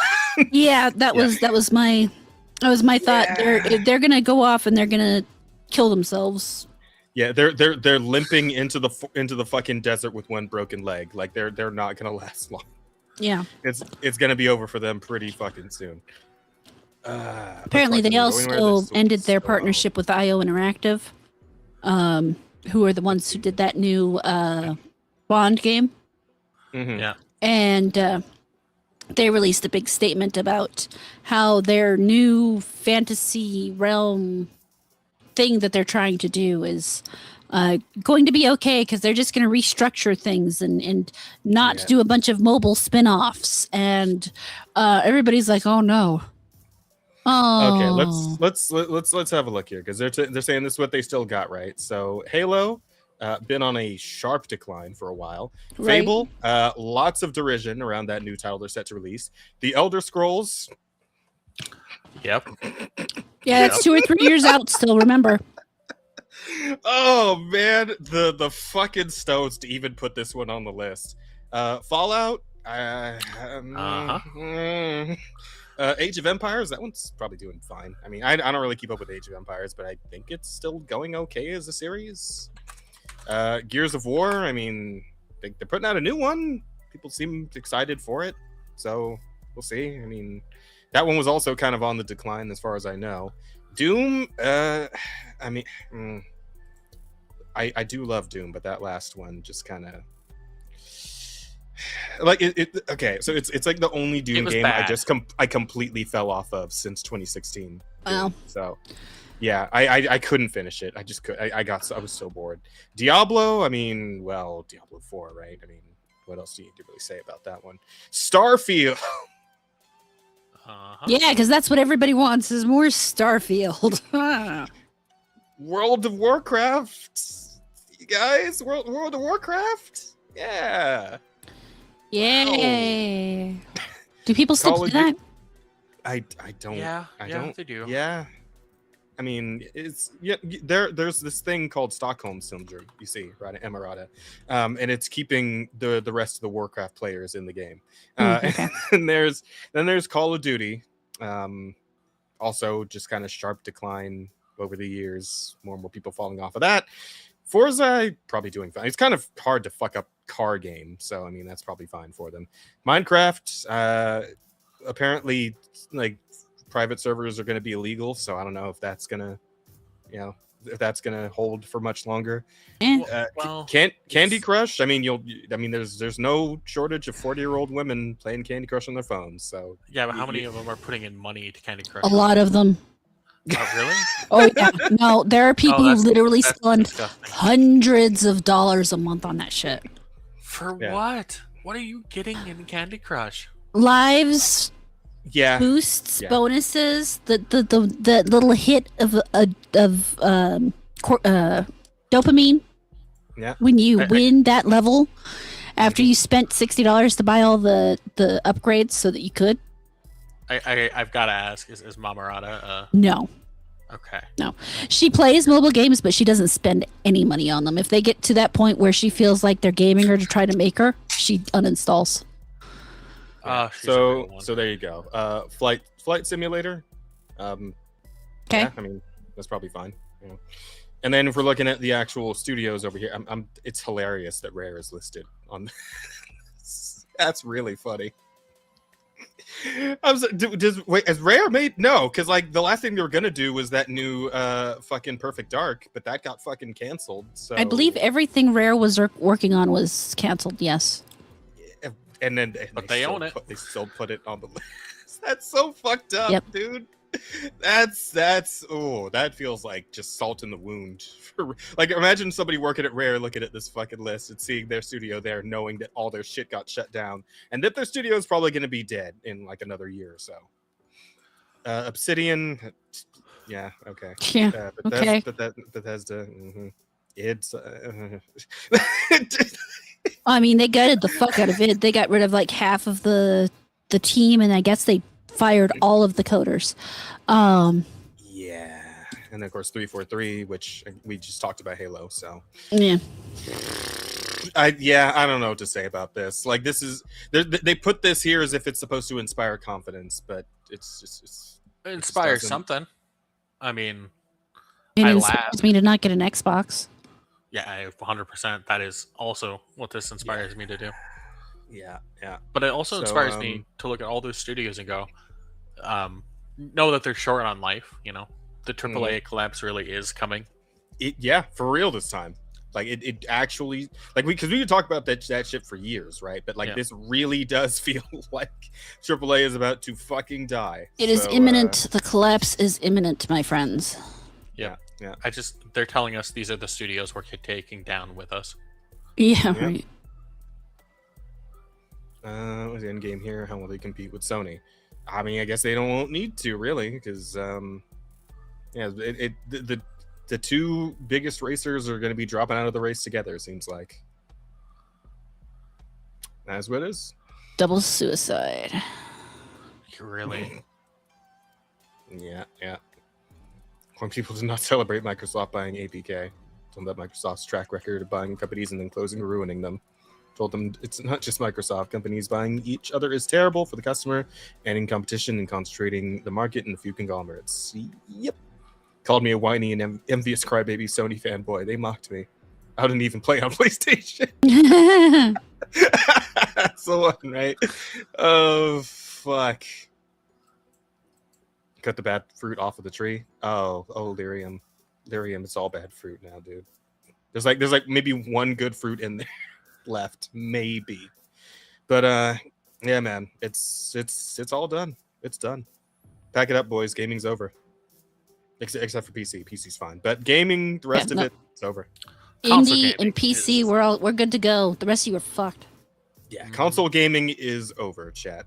So Well, you still have hope you- Nintendo. Technically, they still have games kids want to play, so they'll be fine. yeah. I But suppose. Nintendo's got a lot of the same problems that people have been bitching about already. Like they already they're moving away from physical games. They can just choose to brick your console whenever they want. Yeah, there is that, and that's significant. Yeah, the you know. difference is Nintendo will continue to get away with it because of the child friendliness. I think that is something that will dissipate once they're the only console left in town. Maybe. I don't know. There are so many think they'll people still I get know sales, who have but I don't bought think it will be as much. a. It's also going to dissipate as far as the prices for those consoles go up more and more, because whenever we get around to whatever comes after the Switch 2, I mean that thing's going to be fucking ridiculous in terms of price. I can already tell, because like this shit's not getting any cheaper anytime soon. I don't know. They And have a by lot. then, like Nintendo's always been good about not trying, because the biggest cost situation between Xbox and PlayStations is the fact that they are always constantly striving to try to catch up to PC. And that's, I mean, honestly, what they've been doing. They've always wanted to be, as good as PC. Now, they won't admit that, of course, but that is what's going on. Is they want to be the thing. They already have ease of use and all of that for them. Now they have to catch up on the graphical and power situation. Nintendo has never striven for that. Yep, they're always never. They give just enough to give people the experience they think they should have. And then if you want to put your game on their console, you have to make it work. That is your problem as the dev at that point in time. So and typically it barely does. Yeah. So whatever will make them the most sense and the most money is what they'll do. And then if you want your game on their platform, you got to make it work. Yeah. I don't know. I just kind of hope one day that Nintendo really returns to its roots, and the Switch 3 is just a stick to beat your kids with.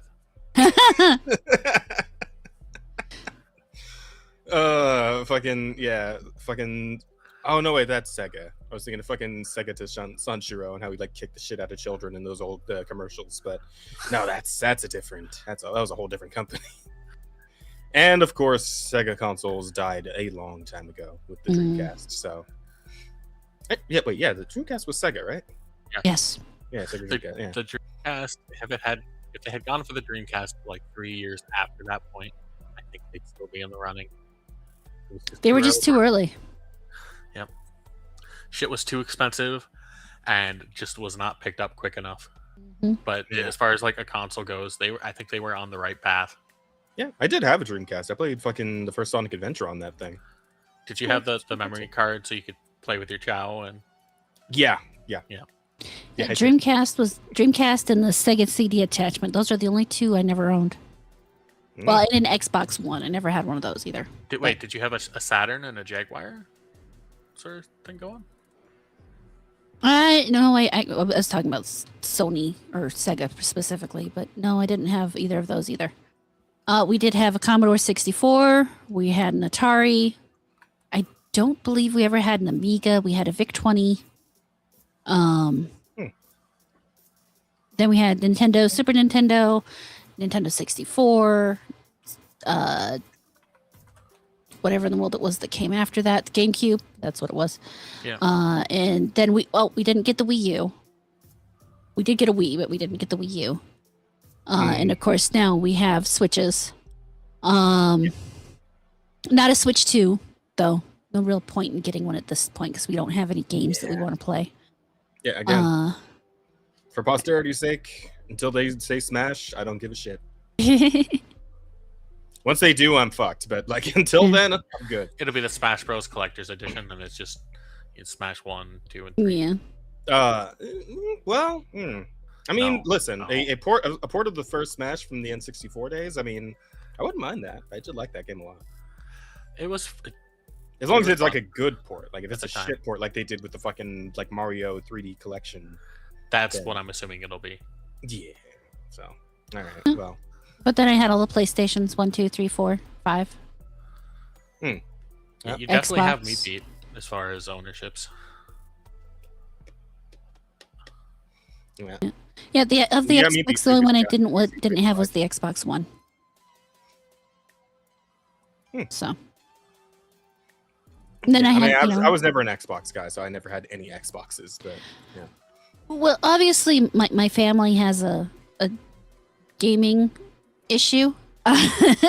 Gaming issue, you say? Because I mean, then we did have the Game Boy, the original one, and then we had one of the Virtua Boys, and then we had a Game Boy Color, and the DS, and the 3D one, and yeah. Oh yeah, so you and the PS Vita goes all in with the game. You're just all nerds. I'm sure we had some Neo Geos. Okay. Yeah. All in, sick. I like it. I dig it. But yeah, it seems that age is all coming to an end. Except Mm-hmm. we'll see how much longer they last. I'm sure they'll do some stupid shit too. But until then, enjoy your Switch 2 and your Mario Kart World and everything. So what else is going on? Oh, why don't we go with something a little more lighthearted for a second here? Why don't we go with something a little more funny, a little crazy, a little happening here. So, as you're both probably aware, the World Cup has been going on for a good bit now, and two funny pop culture related things have come of it. One is the fact that Hatsune Miku has become like a popular topic in relation to the World Cup, because as a matter of fact, fucking Japan went up against Brazil. And you may have seen like the Brazilian Miku meme from like a couple of years back. So obviously people were like, "Oh, it's original Miku versus Brazilian Miku and everything." And of course, Brazil won them round. And so people were saying, "Oh, I guess Brazil has taken custody of Hatsune Miku. She belongs to Brazil now." And then Brazil got its ass beat by Norway. And then people were like, "Oh well, I guess fucking Miku's Norwegian now," etc. That's been a whole funny thing. And I've had my own contribution to that. It's pretty solid. But the other really funny thing happens to be with a small VTuber, or maybe like a medium-sized VTuber. I actually have no idea what her like following was before now, but I imagine it's grown considerably, considering just how crazy and involved she's gotten in this whole thing. But there's a VTuber named Essie who has been putting on the jerseys of several teams over the past week or so as they've had their matches, and every jersey she puts on, that team gets their fucking shit kicked in. Whoa. Yeah, so people are calling it the Essie curse now. Oof. Including today, actually. I'm pretty sure that the fucking the fucking jersey she put on today, that team also lost today's match. So well, it's not just the jersey, because she put one up where she wanted Egypt to win, so she wore the other team's jersey. And it still got Egypt. The curse was just whatever she supports. Oh, okay. So it's not even it's whichever team she wants to actually win gets fucked. That's nuts, dude. So yeah, VTuber has gone viral after every World Cup team she rooted for was knocked out, with fans now begging her to stop picking sides. Holy fuck, that's great. Essie, a VTuber who posts under SECH, became the center of a growing World Cup joke after fans noticed that several teams she supported in the knockout stage immediately lost. The streak started with Brazil, who lost 2-1 to Norway, before Mexico fell 3-2 to England. Portugal then lost 1-0 to Spain, while the United States were knocked out by Belgium in a 4-1 defeat. Yeah, they got fucking scrubbed. I don't want to curse Egypt, but I want them to win. Please, Egypt. The curse then appeared to hit Argentina on July 7th when Essie was cheering for Messi's side against Egypt. Egypt went 2-0 up through Yasser Ibrahim and Mustafa Zico, leaving Argentina on the verge of a major round of 16 upset. Trying to reverse the trend, Essie switched sides while Egypt was ahead. "I don't want to curse Egypt, I want them to win," she posted before adding, "My pure heart will reverse the curse." Oh no. It did not work. Argentina pulled one back through Christian Romero in the 79th minute. Messi equalized in the 83rd, and Enzo Fernandez scored the winning in stoppage time to complete a 3-2 comeback. The timing only made the joke spread further, with fans blaming Essie's support for Egypt's collapse, while others joked that Messi had finally beaten the curse himself. She needs to be careful about that, because she could get seriously stalked over this. Yeah. I feel like for the most part, people are just like having a goof about this. No, there's already been messages coming out about people saying, "Hey, look, it's funny and stuff, but there's a real person behind this, and they're not doing this on purpose." There are some psychopaths she's out already there. getting shit. True, and and in terms of like sports fans, like superstition can get really fucking bad. So like, here's hoping she'll be okay and nobody will figure out her. I mean, like, she's a VTuber, so like obviously it'll be a bit more difficult to like figure out anything about her. But that's the hope. But you never know.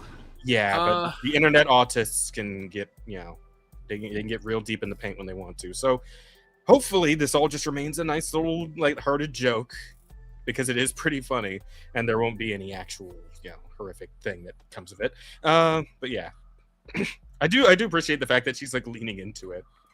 Can I still show my support for Colombia? I'm gonna start my home country, the USA. Who's today's match? Fuck, I think I grabbed the post about it. Hey, it's Essie! It's Essie. Hey, welcome back. Yeah, this was the one from today, I think. VTuber who's considered the curse of every World Cup national team has put on Argentina's jersey. Yeah, didn't they lose? Aston, did they lose today? Did Argentina get fucked today? No. This is the one we just read, Jazz. Oh, you okay. have no. Okay, wait, because this is from today. He's not even paying attention to himself, is he? It's Argentina versus Egypt. Yeah, this is that they've just talked about that. How she put the jersey. So that was match. I thought that was match from yesterday. No, hours ago. It was earlier today. Okay, gotcha. Yeah, Sorry, put sorry. Colombia's jersey on. And Colombia I know. lost. Because it's. We'll see. Electric Angel says tomorrow, France, Morocco. If this shit actually carries on through the entire World Cup, holy shit. That means Colombia may now be the next team watched by fans following the supposed curse, with their round of 16 match against Switzerland scheduled for later on July 7th. It already ended, didn't it? Did it? Or is it happening? It might be happening now. Yeah. Anybody got word on this? Is our match happening right now? It's 0-0. Apparently, It's 0-0 Swiss right now. versus Colombia. Okay, and she put on the Colombia jersey. Yeah. Okay. All right. So, Apparently they're on. Wow. Okay. man. Overtime. They were Yeah. still tied, and now they're on the penalties. Yeah. Mhm. So I'm sure you've all heard of the concept of a kingmaker, right? Uh-huh. So this No. this would make her SC the king breaker. Oh. Yeah, and as far as the penalties I love go, it looks like 4-3. I think that means Colombia lost. Oh. Oh. I have no idea. Yeah, that's what it looks like. Switzerland wins. Oh my god, you So funny, there were some Americans crashing out on the 4-1 lose to Belgium. Of course there were.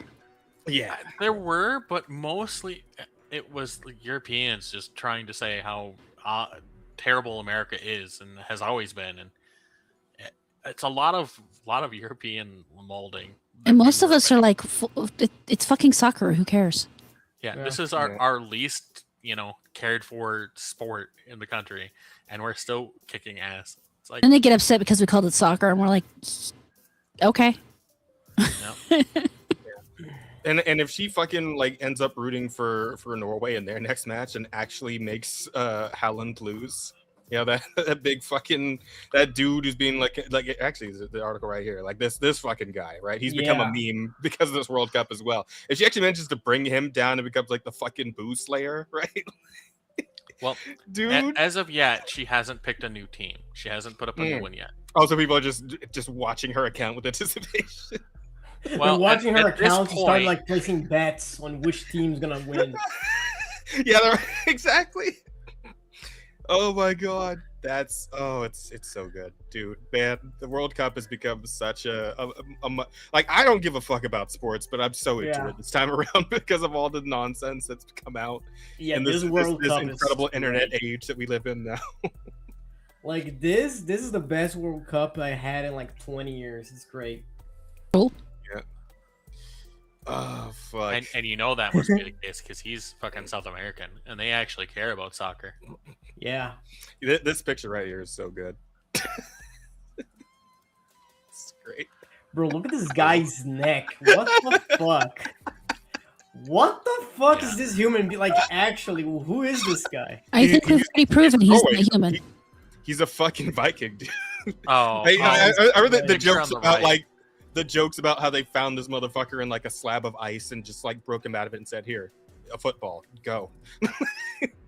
Yeah, dude, it's crazy. Oh fuck, I love it. It's so good. Apparently he's into it, right? Yeah. However, an Instagram post, Helen doing Majin Buu's hand gesture that finally got the Norway star to join in on the joke. Responding on July 6th, he wrote, "I mean, I don't disagree." he's in for it. He's into it. Of course he's into it. This is fucking Dragon Ball Z. Yeah. He's being compared to Dragon Ball Z, and of course his ego must be like inflated to hell. Yeah, the fans attracted hundreds of responses, fans praising Holland for fully embracing his anime villain arc. Class act both on and off the field. Yeah, from what I've seen from like the footage that's been shown of him, he's actually a pretty nice guy. Seems to be like a team player, really good sport, all that stuff. Yeah, good dude. So the fact that he's like super into this, it doesn't surprise me. But yeah, I like this guy. He's cool. That's great though. That's fun. Okay, what else happened this week aside from the World Cup nonsense? Oh, this one kind of sucks. But it looks like they're going after the pirate sites again. Yeah. The people behind High Anime have been arrested in Vietnam. Authorities have arrested 7 people connected to High Anime and other piracy websites. Bro. So, me and the boys outside the Vietnam prison. This does suck though, because I guess it means they're making a more concerted effort to take down more and more of the anime sites. I mean, they'll never get them all. Yeah. They will never ever manage to get all the anime pirate sites. There's too many. There's so fucking many, and there's always going to be a new one. Every time one goes down, a new one comes up. But they did get this anime again, apparently, because I've been using it for the last couple of months. But I tried it. I tried it a few days ago. Yeah, they did have it. Like Kiss Anime was back up for a little bit, and then a few days ago it went down again. And as far as I know, here let me just double check it right now. But I'm pretty sure it's still dead. RIP. Yep. Kiss Anime is dead again. So it resurrected, and then they put it right back in the ground. So unfortunate, but yeah, that's very much so. Wow, these poor heroes, these poor Cadillacs of men. All they wanted was to bring us easily absorbed anime, and they got him. They got him for it. Shame. I liked him too. I'm serious. They were good people doing good things for the world. Yeah, exactly. Never forget, chat. Never forget. See you in Valhalla. Fucking hell. Still, we know. They're not dead. They're arrested. Probably not even going to say. They're in Vietnam prisons, so I mean. What do you think that's like? Vietnam prison? Probably not great. No, would not go there. I mean, you go through any prison? That's that. It's not a happy place. Some places are nicer to go to prison than others. Yeah, like I think Anywhere somewhere in Europe they got like. I can't remember if it was like it might have been Norway actually. Yes. I remember Arch was talking about it a while back. They got like whole fucking like gaming setups in their prison rooms. They got like couches. Yeah, they got some nice fucking prisons over there. So yeah, it really does depend on where you go to prison. But yeah, as far as these guys go in Vietnam prison, probably not having a great time. Probably having a pretty fucking bad time. Speaking of having a fucking bad time, hey, guess what? More prices on more tech going way the fuck up. And as it so happens, Aya Neo Next 2, Strix Halo handheld, starts global shipping in late July, and the highest queue is $5,200. Yeah. Holy shit! The cheapest one is and the cheapest one is $3,000 for one. Yeah, well, I'm not buying one of those. No, probably not. Yeah, this is the device in question. It's about yay big, about the size of like a Steam Deck. And I'd rather just have a Steam Deck. Holy shit! Yeah, true. How much are Steam Decks going for? Because I know the Steam Deck. I think they're up to 900 or something. Because they just had a price hike. Yeah, recently. But yeah, that's fucking nuts, dude. And like the gall, right? The stones, the pure temerity to actually put something out at this price point in this economy. Fucking nuts, dude. Actually, I'm really not sure what the plan here is. Because does it offer something beyond like just being a handheld game you can play PC shit on to like justify the price? Like, is this company like good? Like, I never heard of them. I don't think. I don't know. Hang on, let's because What there's have they done?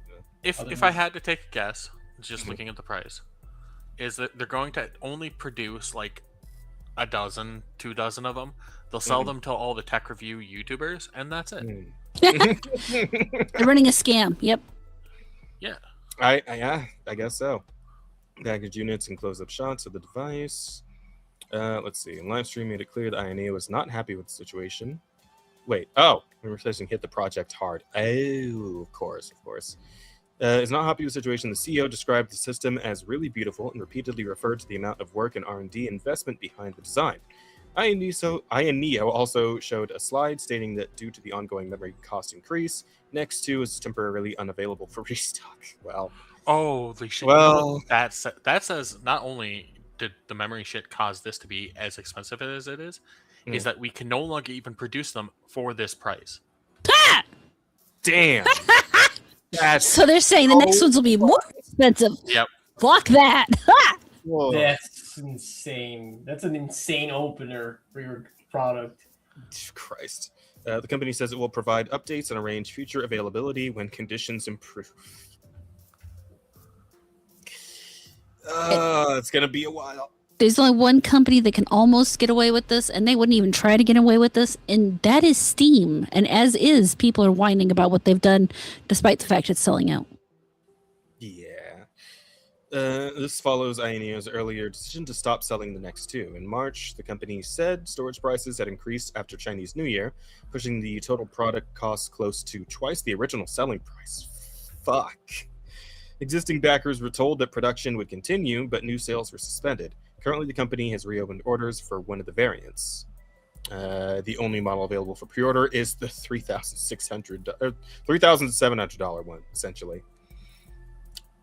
Ooh, wow. SKU choices do not help. Where's Max Plus 380 204 gigabyte option?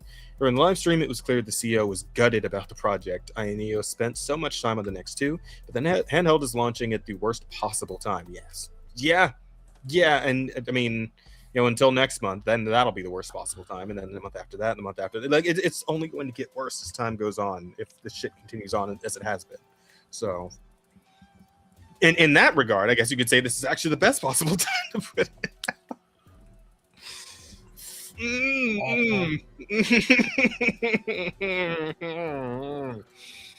Oh God! Absolute ass. No, you're not wrong, Aster. You're not wrong. INEO is not without blame here. Its configuration choices simply do not make much sense right now. The company has other options. It offers 32 gigabyte, 64, and 128 memory configurations, but there is no 16 gig model and no barebone version. Barebone option may be difficult because INEO ships its own software stack and likely wants full validation for each system. Still, it would have offered a lower cost route for users who only want the hardware. Since this is LPDDR5X memory, INEO could also add a 24 gigabyte model, which would be enough for many gamers. Makes less sense if the company is also trying to sell this as an AI device, which, let's be honest, is not how most buyers would use it. Yeah. My opinion, the company should drop the Ryzen AI Max 395 entirely, along 64 gigabyte and 128 gig memory options, and shift focus towards the Ryzen AI Max 388. It's an 8-core variant that still ships with the full Radeon 8060S graphics configuration with 40 GPU cores. I mean, yeah, that would probably be strong enough for what most people would be using this for. So, Ryzen AI Max listed by INEO uses Radeon 8050 graphics instead. Also worth noting that AMD has almost completely abandoned promoting Strix Halo as a gaming product. The chip is now marketed as a Ryzen AI Max platform for home AI PCs. Yeah, AI needs to die immediately. I mean, the bubble is kind of popping, right? Like we heard about, we were just talking about this on Dogwave, I was talking about this with Temp and Akko. But there was like a car company that ended up having to like hire a shit ton of people back because the AI that they were using to replace them wasn't actually like working well enough to properly replace them. Mm-hmm. There's a lot of companies that's been the case for the AI boomerang effect. Yeah, it was one of those car companies. I don't know, maybe it was Ford or something. But yeah, and I think that wasn't the only company I saw that happening with. A couple others were going through a similar thing. So I feel like these people, if they get hired back, they should like immediately just start looking for employment elsewhere. Because when the AI gets good enough, then they're gonna be fired again. Yeah. I mean, the problem is the AI is really never going to be quite good enough. Not until we answer a lot of problems that the computer. There are a lot of things a computer can't do. The fact that too many people treat these language models, because they're not actually intelligent, they're just models that use language. They don't really think. That's the thing. Yep. They have no conception. They have no ability to think out the box. They hallucinate way more than most people do. Which let's face it, a lot of people hallucinate an awful lot. So until we answer the questions of how to stop that, how to make AI actually be creative on its own, as opposed to just relying on what it already owns, it's never going to beat people. Period. It's just not. Yeah, And a lot of these engineering jobs and stuff like that, they require that kind of ability to think outside of the lines, you know, because there's just things that you can't just teach something and have it work the same way every time, because differences happen. Yeah, but don't you think the AI lunatics aren't thinking about that? Oh, I'm sure they are, but that question is going to be one that we're probably not going to answer for another 10, 20 years. Because it's more than just having enough compute power. It's more than just having enough RAM. It's more than just feeding it enough information. There is a level, I don't even know how to explain it, because humans are so unique in the way we think and the way we view things, that to think that a computer, a program could do it, it is basically impossible at this point in time. We just do not have the ability to give that ability to a computer. I mean, it's something that's got to be, personally, in my opinion, connected to our humanness, literally connected to our very souls and what makes us alive. I mean, dogs are alive, but they don't think on the same level we do, but they're still slightly smarter than AI sometimes. You know what it sounds like? It sounds like you're talking about fucking 40K servitors. I have no idea what that is. Essentially a human being that is like fused into machinery to make it work. Well, I mean, if you read a lot of science fiction, that's how they kind of answer that question, is to Theft of Fire. The AI in that book was a little girl that they basically copied her brain and fed it. I mean, I don't know exactly the exact science they use behind it, but the brain, or the conceptual model, the processor is basically a human brain, but not her actual brain. The little girl's fine. They didn't like dissect her and pop her head off or anything. No, they just like copied her consciousness and use that to run the compute for the AI, and thus making it a true AI where it has the ability to conceptualize for itself and has creativity and has the ability to think. But we are nowhere near doing that kind of thing. We can't even copy and paste our own brains onto a disk right now, let alone hook it up to a bunch of other programs. Yeah. And then, of course, we got to worry about, you know, the laws of robotics and all that shit. So yeah, there's a whole lot going on. Actually, use this without it, you know, immediately turning on us. So the laws of robotics always have a loophole, which if you read Isaac Asimov's books, you find out about. So it's kind of the point of the three laws, to subvert the three laws. Yeah. Fucking hell. So yeah, shit's getting worse. AI is still a problem. We're all fucked in terms of our video games that we like to buy. No, we're not. We won't be forever. It'll be fine. I don't know. I'm slowly getting. Indie devs still exist. My pill is getting blacker and blacker every day, Rada. Well, if you want to be stupid, you can go ahead and be stupid. But I'm going to be here telling you that you're being stupid. What level of black are we at now? Are we like Wesley Snipes black, or it's plantation black, or I mean, Are they house folk black, or are they like? it's probably where like High yellow kind of thing. I think we're like Cuba Gooding black right now, and that's it's not so bad, right? Like when we get to Vanta black, then we have a problem. But yeah, So for now we're okay. kind of mulatto kind of thing. Yeah. I still have some hope. I still have some hope in my soul. Okay, I'm just it's kind of built in, but they're trying their hardest to claw it out of me. I tell you. No matter what happens, and this is one thing I will always be positive about, is the indomitable human spirit. I can't believe That's too fucking positive for you. Yeah, the fact that Yeah. came out of Rada is kind of.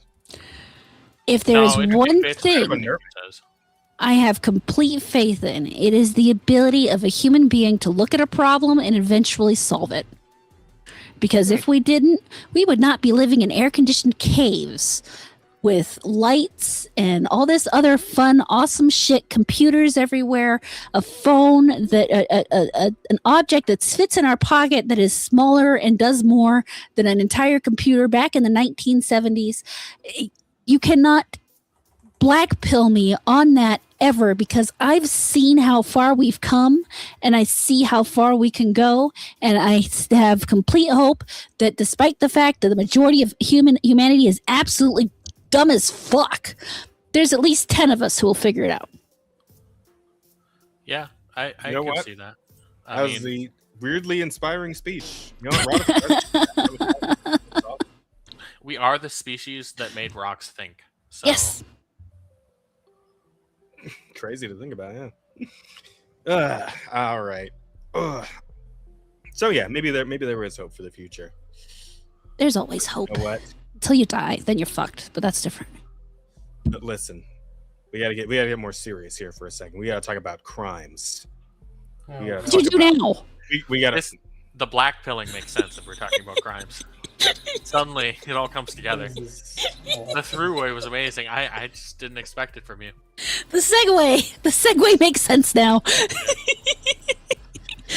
There's a pepper. We gotta talk about missing. We gotta talk about crimes I am not personally involved in. We gotta talk about.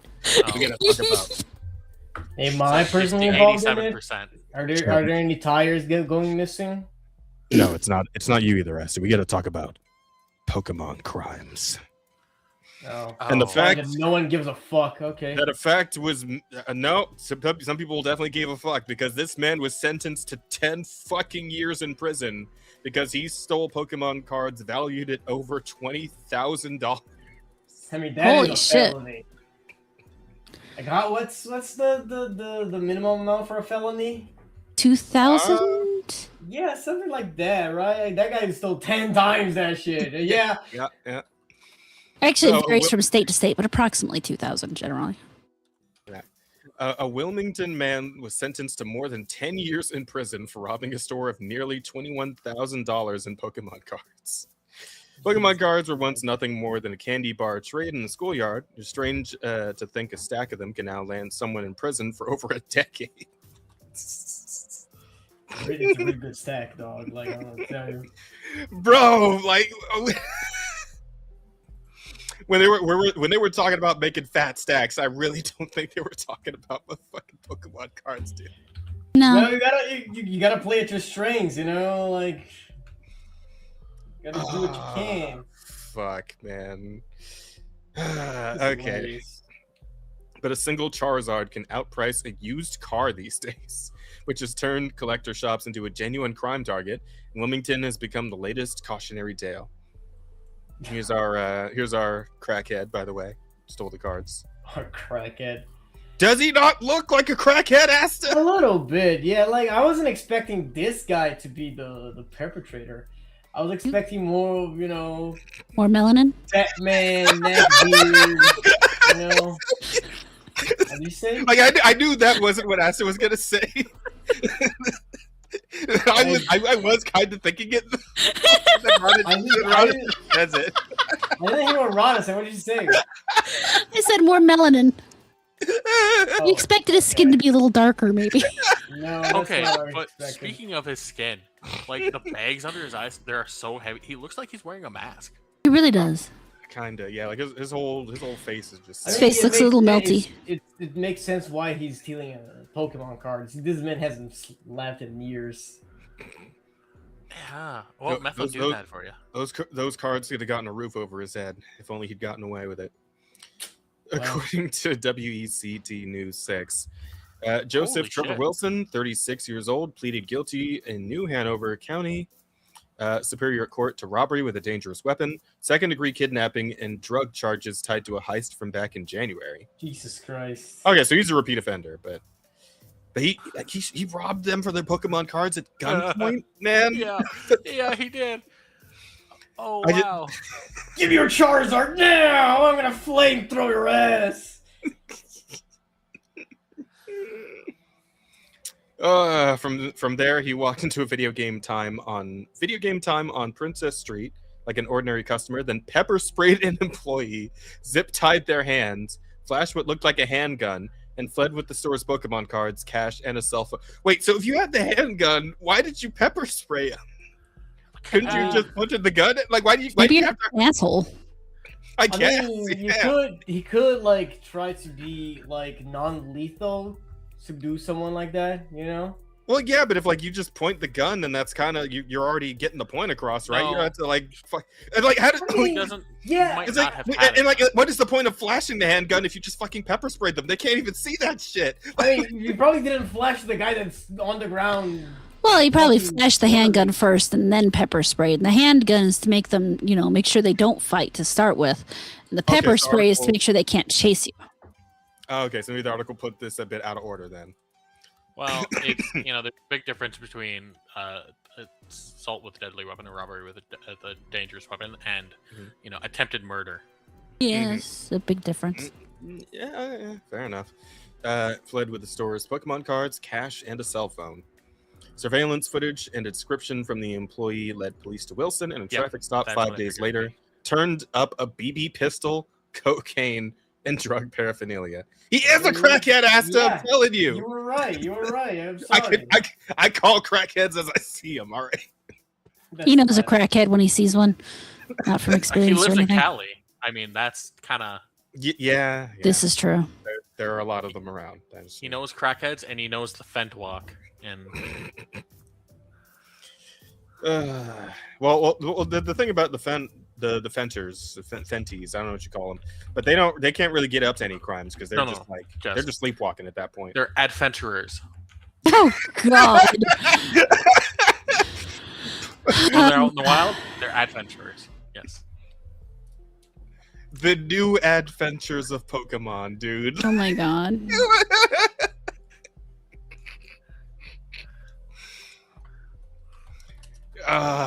Pokemon Adventures. Yeah, there we go. That's the one.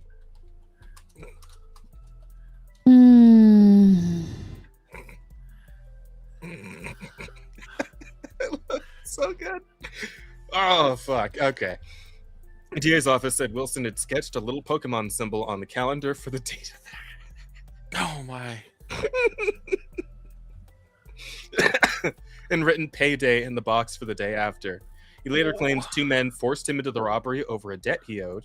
He was sentenced Monday to between 10 and a half and nearly 14 years in prison. Wilson is not the only one finding out the Pokemon cardboard can turn violent fast. One day before his sentencing, 2 armed men in New Jersey robbed a father and son at a Woodbridge card show, took $150,000 in cards and $12,000 in cash, and sped away in a waiting BMW. You can't keep those motherfucking things on you anymore. You can't like this. Walking around with a fucking binder of Pokemon cards is equivalent to like going around the fucking hood with a like a diamond chain at this point. What the fuck? It's not worth it. Don't do it.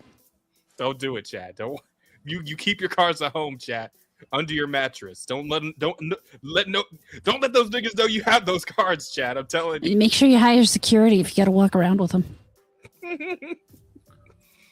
No, just get a briefcase. Get a non. I got a fucking Seto Kaiba. This bitch walk around a briefcase full of cards. Maniac. You walk around with a goddamn silver, like, heavy briefcase. Yeah, you gotta fucking have pop it. that shit up in a game store like sent the Yeah, yeah. motherfucking Kaiba. You have to fucking have it handcuffed to your wrist and shit. My God, Yu-Gi-Oh was truly ahead of its time. God damn it. Oh fuck. Oh, it's good. It's safe to say card shops are having a rough year. Earlier this month, masked thieves in California pulled off a similar smash and grab in under 40 seconds. Last month, a Florida man took a chainsaw to a store's front window just to get at the goods. Hang on, I kind of want to know about the 40-second smash and grab. What the fuck is this? Real life Team Rocket steals $15,000 worth of Pokemon cards in just 39 seconds.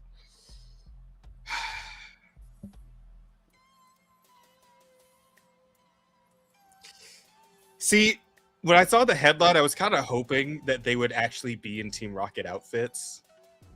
Oh, no, like, you're just disappointed. A little bit, right? Because if you're gonna do this, you might as well like lean into the bit, right? Like at least, if nothing else, just get a big R and put it on your fucking black hoodie, right? Because that's close enough, really. At least like with the game Team Rocket, like in the games, Team Rocket just wears all black with a big red fucking R on their chest, like so that would be close enough at least. Oh my God, okay. that is. Oh, there's a video of this too. Hang on. In the East Bay, police in Brentwood are searching for the people behind this brazen burglary caught on video. The group stole thousands of dollars worth of Pokemon cards from a store, and the owner says this is just one part of a concerning trend. ABC 7 Eyewitness News reporter Dryden Quigley has the story. It only took 39 seconds for 3 masked thieves to rush into the card lab in Brentwood, leaping over the display cases and going straight to their target, Pokemon cards. Video shows them driving away in a Nissan Altima, stealing $15,000 worth of cards. My first thought was I hoped that my employee was okay, and I was relieved to see that she was. And then I also just kind of wanted to see what damage was done. Owner Ronnie Hackett opened the store just 2 months ago. He says a manager was inside when this all happened Saturday night. I'm relieved that she was not downstairs because that could have been way worse. But she was upstairs doing our end of the day protocol. And cards like these ones can be worth a lot. We found since June of 2023, some of them have tripled in value. And thieves across the country realize just how much they're worth. Just days ago in New Jersey, another store was robbed of $40,000 worth of Pokemon cards. Games of Brentwood, too, says they've been hit, stepping up their security in the last few weeks. It's a lot of Since money. we've had our incident here, we've completely rebuilt our security system. We made sure our alarms are much better. We put in different kinds of IR sensors. It's not going to stop someone who's really determined, but we're as ready as we can be. He says as the Yeah, it's like, how much could you fucking do for like your nerd ass hobby shop to stop people from like robbing you? Like, yeah, like market goes down, the price of the card goes up. Right now, the most valuable card packs can be worth up to 7 digits. It's easy to move on the secondhand market. It's not traceable for a large part, and they're more valuable than they've ever been. Brentwood police. that's it right there. Secondhand market. Easy to move on the secondhand market, relatively untraceable, and more valuable than they've ever been. So these are like the actual like perfect heist target in the modern day for a quick and easy score. Is just fucking Pokemon. Guys. Yeah. Uh-huh. Guys, I don't know what we're doing anymore. I don't. Not buying Pokemon cards. That's what I'm not doing. That's what I'm doing. Well, yeah, no shit, but like, I don't get it. I don't understand this world that we live in anymore. I really not don't. Traceable for a large part, and they're more valuable than they've ever been. Brentwood police are investigating. I have faith, and the only thing I can do now is just let them do their job. The card lab will stay closed for the next few days while they add more security. In Brentwood, Dryden Quigley, ABC 7 Eyewitness News. And imagine being the cop, right, who like comes in to the station for your shift, and like one of the fucking investigations on your desk is a Pokemon card heist. I mean, depending on his age, he might actually be excited. I guess so, eh? But like, no, you weren't like the older, like veteran cops, and you come into that shit, and you're just like, 5 years at the police academy for this, huh? Or however long they gotta do that for. 5 weeks at the police academy for this. Yeah, it's a little more accurate. Is it only 5 weeks? Jesus. Well, it depends on where you are and a whole bunch of other stuff. But yeah, there are hairstylists out there who have more time in school than someone who is a police officer. Wow. That is so concerning. Isn't it? It's a problem. Mm-hmm. Well, that's certainly supposed to. Why they got James with the chainsaw, bro? Is there a video of him fucking taking the chainsaw to the? Oh, there is. Out of the video you'll only see on WPBF 25 News. The Palm Beach County Sheriff's Office says the man crawling through that window broke in to a Lake Park card and collectible shop to steal more than 10,000. Is there a way to like make this? Oh fuck! It's on TikTok. I don't think they have like a full screen for this. Fuck it. All right, never mind. But yeah, the dude's like fucking crawling through the broken window. They apparently broke with a fucking $1,000 in merchandise. Surprise! How he broke in with a chainsaw and what he stole that was worth so much money. There we go. Aria Height has our story tonight from Lake Park. The store here in Lake Park is called Collection Realm, and this is the plywood they used to patch up the hole in the window. They have really good security here at this store, and that's one of the main reasons the sheriff's office was able to catch this suspect so quickly. Perhaps the best way to understand what happened Thursday morning is to watch it yourself. This is security video from Collection Realm, a collector's shop in Lake Park. Like the bulletproof glass. And investigators say that's 33-year-old Clayton Warren of West Palm Beach hurling a rock at the glass window in front multiple times. It's hurricane impact glass. Bro, so this is the most pathetic attempt. Tells me Warren did not give up. And he went home or wherever he went, came back about an hour and a half with a chainsaw. Yep, a chainsaw. And there's video of that too.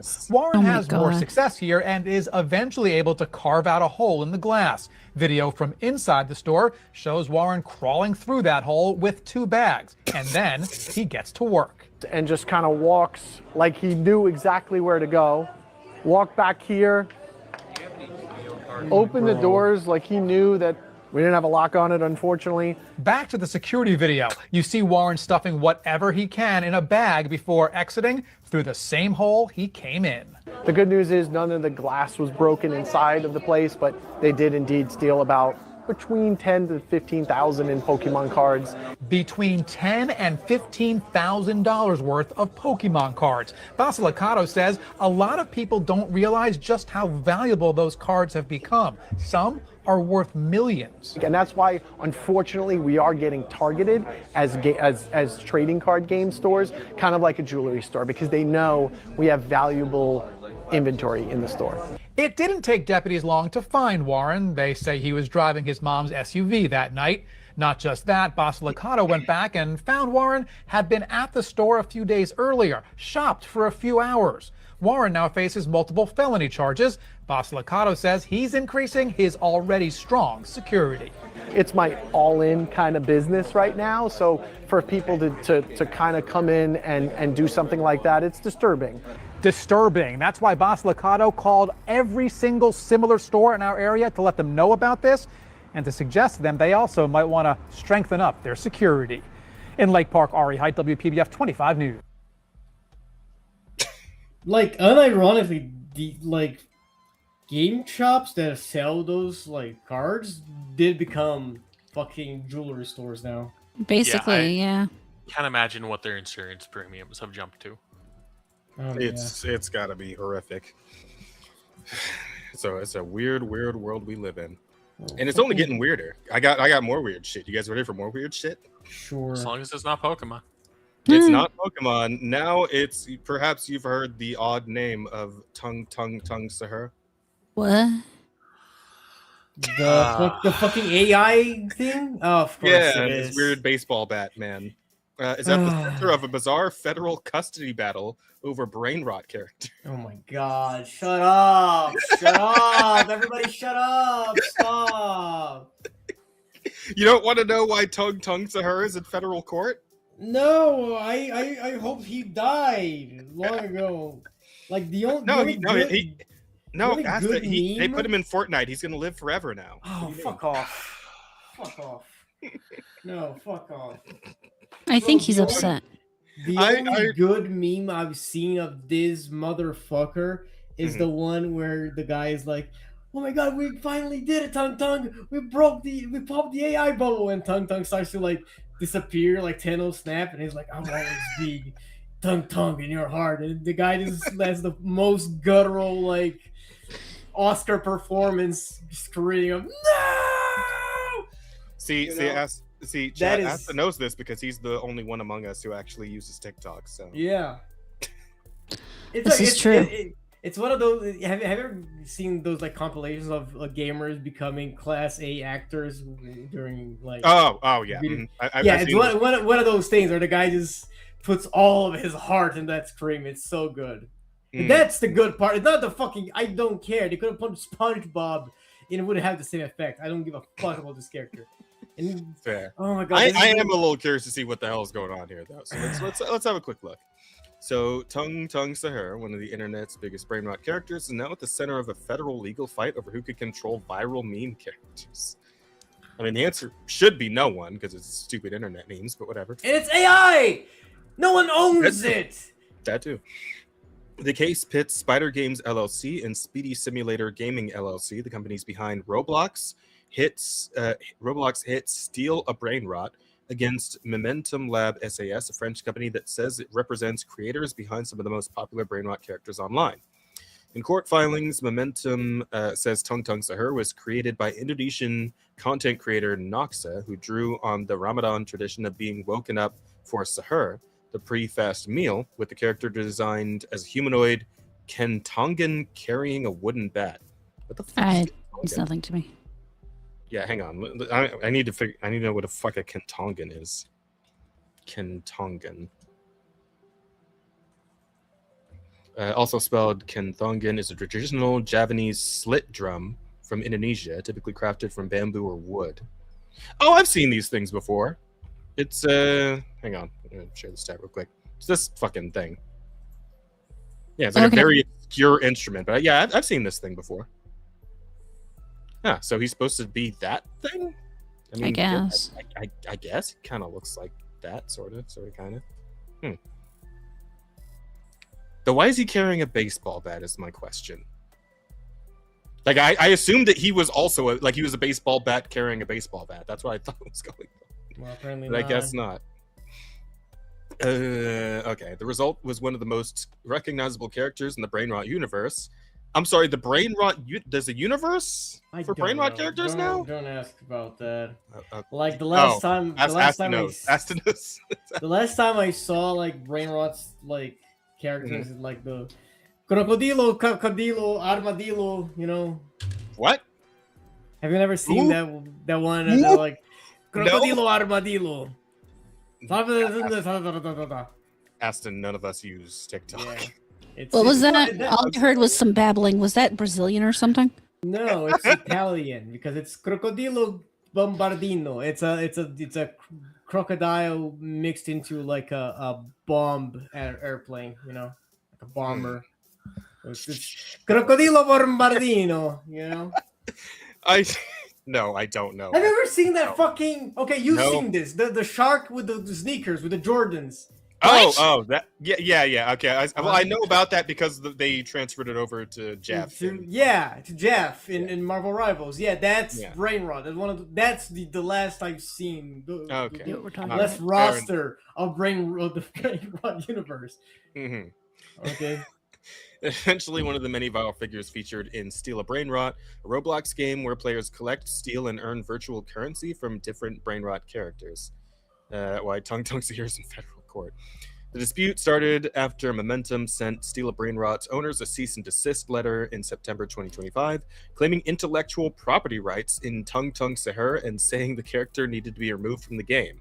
According to Momentum's filings, Spider and Speedy initially removed Tung Tung Sahur from Steal a Brain Rot and entered licensing talks, but the two sides were unable to reach an agreement.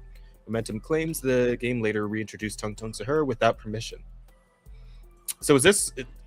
Did they have to do this with fucking Fortnite too, or? Spider and Speedy then filed a federal lawsuit in the Northern District of California, asking the court to rule that Momentum does not own valid or enforceable copyright rights to Tung Tung Zephyr or the other brain rot characters at issue. Oh my god. The fact he's just in the back. No, fuck off. All of you. All of you kill yourselves. You're not fighting over an AI generated character. You do not own this. Yes, sir. Fucking bro, you do not own this. Alright? It's AI. Grow up. Make something. Actually make something. Stop being a bitch about a fucking brain rot AI generated. I bet these guys are fucking 12. Their parents are filing the suit. Oh, fuck. Fuck this. Let's see. Copyright, yada yada yada. Involved artistic. Used an involved artistic process to create the names, backstories, voices, music, and videos tied to their characters. Shut the fuck up! I'm entertained by how high his voice got over that. Oh my god! Yeah, same. My artistic value of coming over tongue. I didn't know Acid had that kind of range. Jesus Christ, dog! No, this is pissing me the fuck off. Oh, this is fuck. pissing me the fuck off. You have no artistic ownership of this. I love it. Literally, I don't know. This is kind of great. Keep going. So Company says it has already licensed Tung Tung Zephyr for other games and products, including Plants vs. Brain Rots, Oh my god! What is going on? Pudgy Party, Fortnite, Brain Rot Fight, toys, books, ebooks, and consumer products. Oh my They're god! putting I this hate fucker in. They're making Tung Tung Zephyr books. I hate everything about this. I hate AI. I hate everything about this. I hope all the people involved die in a fire. So it's interesting just because it's This is going to set great. a precedent. You know, it is going to have an impact down the line with as AI stuff becomes more and more just commonplace. I Yeah. hate it. I hate it so Fucking much. weird. Momentum is trying to use trademark law to control creative content, which belongs under copyright law. This legal fight is also about whether the original copyright case should continue at all. Momentum issued a covenant not to sue Spider and Speedy under U.S. copyright law for using the original listed character in Steal a Brain Rot, then argued that the promise makes the copyright dispute moot. Oh God, what is that now? What the fuck is this? I'm sorry. Is okay? Wait. So this is written where the name should be, right? That is the name. That's the think name. so. Yeah. You see You why these... din done ma din done. Yep. You see why these people do not deserve rights. This is the fucking Jordan. You see why these people God. like should kill themselves. Like, what the fuck are you even talking about? How are you mad someone's using? Like, shut up. Just shut up. All right, like. I'm so done with this. Oh God, hang on. Well, For now, Asta, the what case you remains strange, but have to potentially really hope important for test. Go ahead, Bear. is that what you really have to hope for is this comes out and then the judge just dismisses it and just says no, you cannot copyright, or not dismisses. Judge rules you cannot copyright AI creations. That's what I want, please. Like this. So, I mean, that's got to be this the is judge horrible, ruling. but there could potentially be a positive for you and people like you. You're right, Bear. You're right. You know, I'm not mad at the case. I'm mad at the people who want to copyright AI stuff. You're right. You're so right. Yeah. But like as you said, Bear, and they actually touch on this in the last line here. For now, the case remains a strange but potentially important test for the future of AI-generated memes, Roblox games, Fortnite skins, and the companies trying to turn brain rot into licensed IP. Yeah. Yeah, that's a tough one, man. That's a tough. Yeah, no, we can't. We can't let this happen. We can have this sort of like character / content become something like licensed. It can be like copyrighted because it's so beyond absurd. Yeah, that's a fucking weird one. Plus, I just don't want to live in a world where a character with a name like this becomes like a commonplace thing. Yeah. Because what the fuck? What are you supposed to do with this? What even is this thing? Is this like annoying it's- orange on steroids? Yeah, with Jordans. with the Air Force Jordan. One. Of course, it has Air Force Jordans, because that's all these people fucking find funny. Just put a Jordans on something really stupid, like a shark or an orange. Yeah, that's where we're at, man. This thing is terrifying looking, by the way. The Tung Sahur guy, he's that is horrific. God, that shit haunt my nightmares. Looks like a fucking SCP. It reminds me of something, and I'm gonna put it in the chat because it amuses me. What you got? Let me see. It amuses me. Partially because of the name, mainly just the name. Oh my god. Is that in the thing you put in topics? Jesus Christ. That is horrifying. Chat. Bear presents to you the Didn't Do Muffins. It's didn't do muffins. Well, I think whatever the fuck is happening here was just the AI fucking up. Yeah, because this is clearly an AI generated. Very much AI, but yeah. Jesus fucking Christ, Bear. Well, this thing's name is like din. Yeah. Oh, it's yeah. Like, yeah. So enough, it's like Dindus. I get you. Awful. Holy shit! All right, that's enough of that. Well, why don't we talk about something very slightly more serious, and that's the fact that Christopher Nolan may be in for a bad time when the Odyssey finally drops, because it's not going great. It's not going great. Christopher Nolan's The Odyssey trailer surges past 500,000 dislikes as official X account limits replies. Yeah, that's always So this is the current ratio for the official trailer for the movie. Mm-hmm. It's looking a little rough right now. That is rough. Yeah, Odyssey has been buried in YouTube dislikes. Christopher Nolan's The Odyssey has become one of the most talked about movies of the year, but not necessarily for the reasons Universal Pictures may have hoped. The acclaimed filmmaker's adaptation of Homer's legendary Greek epic is facing a growing wave of online criticism after the official trailer accumulated more than 500,000 estimated dislikes on YouTube. Controversy has only expanded as fans noticed the film's official X account limiting replies on certain promotional posts featuring Nolan and the cast. According to estimates from third-party browser extensions that track YouTube's dislikes, the official Odyssey trailer currently sits at 65,000 likes compared to 554,000 dislikes, creating a massive negative ratio for one of Hollywood's biggest upcoming releases. That is rough. Yeah, it's fucking bad. While YouTube removed public dislike counts in 2021, tools like Return YouTube Dislike have become popular among viewers attempting to measure audience reaction to major trailers and announcements. The response is particularly surprising because Nolan has spent decades as one of the few filmmakers in Hollywood who can sell a blockbuster almost entirely on his name. True. And to that point, I do think the movie will probably still do like okay. Yeah. I don't know if it'll be I don't know if it'll do gangbusters. It'll probably still be fun. So no, but I bet it's gonna beat Supergirl. So yeah. At the very least, it'll do that. Now, like, will it do as well as it could have if he wasn't fucking around quite so much? Who knows? Maybe with a few different casting options or casting choices might have been a little better off. But yeah.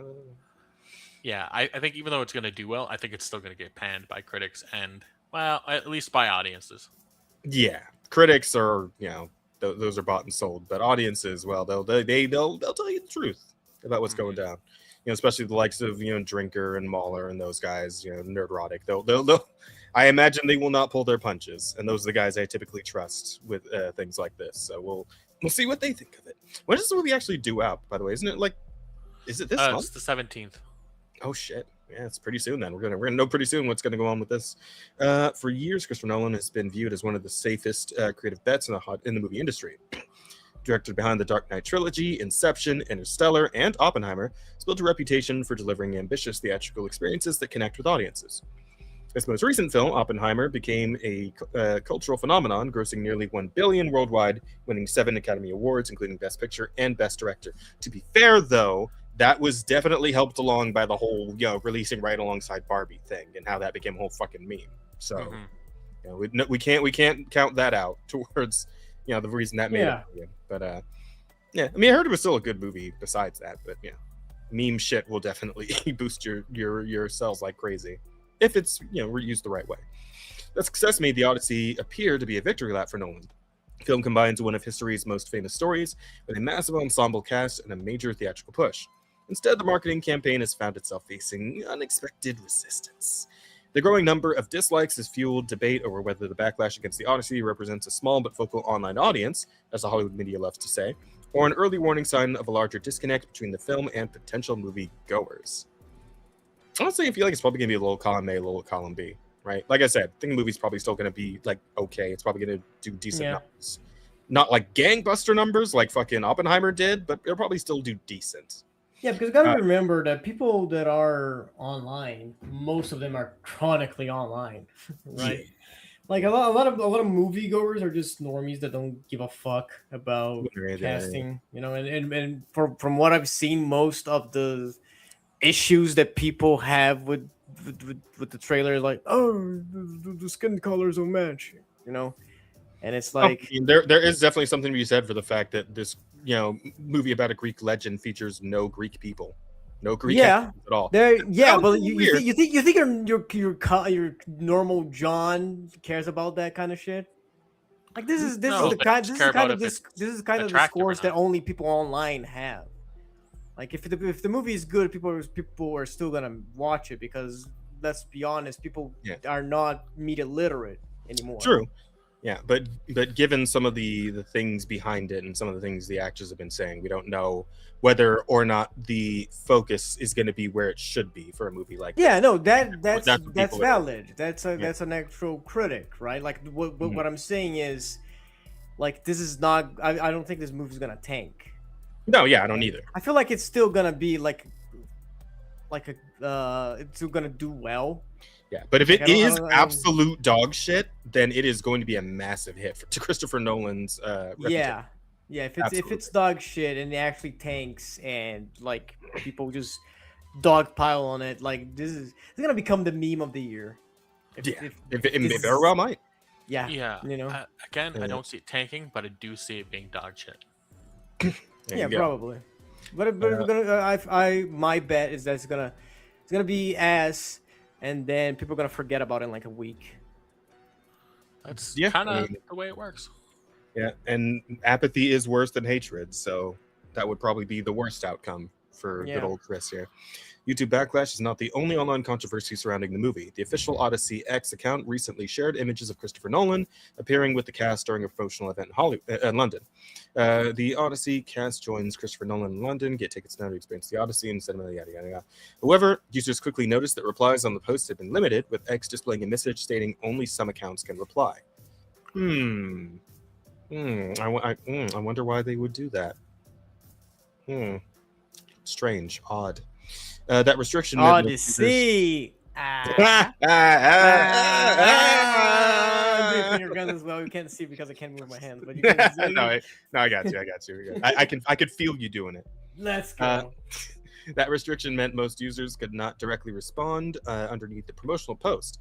The visible replies that remained were largely positive toward the movie and its cast. Well, Of course they were. How about wow, crazy. The movie generated criticism from some fans who argued limiting replies creates the appearance of avoiding negative reactions, while the trailer was already facing significant backlash. The Odyssey casting decisions continue to generate debate. Negative reaction surrounding the Odyssey has followed months of online debate over several creative decisions. One of the biggest points of discussion has been Lupita Nyong'o's casting as Helena of Troy, a figure from Greek mythology whose depiction has been the subject of countless artistic interpretations throughout history. That's certainly a way of putting it. Yeah, that's a pretty glaring one. That is one of the bigger talking points. Yes. Casting of Zendaya as Athena, one of the most recognizable gods in Greek mythology, has also sparked conversation among fans. Critics have argued that the choices represent another example of Hollywood changing established mythological characters, while defenders argue that adaptations have always reinterpreted ancient stories. Yeah. I mean, if Zendaya was a better actor, I don't think I would care as much about that one. But it's just that she's I feel like I would, because Zendaya for me is not Athena. Like Athena, like Zendaya is my age. Like Athena, Yeah, I feel like she's like 28, 29. or something, right? Yeah, But, like. But no, I get where you're coming from. Like, Athena's not like an early 30s. Yeah, 29. She's not an early 30s woman. What do you picture for Athena? Yeah, Athena is a goddess, so she would probably still look like relatively young. No, because goddesses don't age. They don't age, but they don't look like. She should have an ageless appearance to her, right? Like Zeus is always depicted like an old dude with a beard. Like he also doesn't age. Like it's not about like how old are they? It's just like I feel like Athena would have the mature, imposing look of a general. Mm. Like, She wouldn't be soft face. She wouldn't be soft faced as Zendaya is. Zendaya is pretty. Like don't get me wrong, Zendaya is gorgeous. I don't think she has that.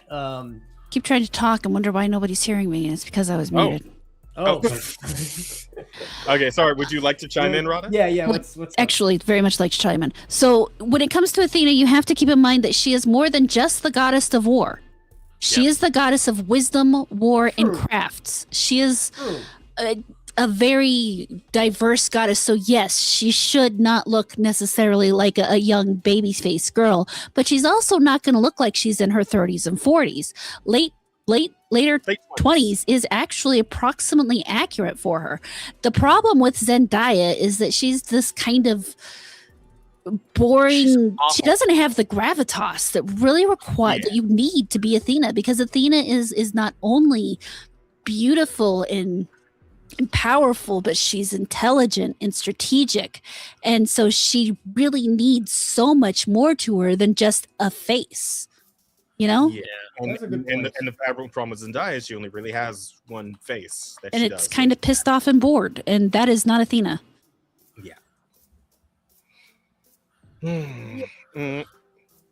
Viewers have also criticized the trailer's dialogue, pointing to characters using modern terms such as dad and daddy. Those critics argue the language feels out of place in an adaptation of an ancient Greek epic. True, also a fair point. Casting Elliot.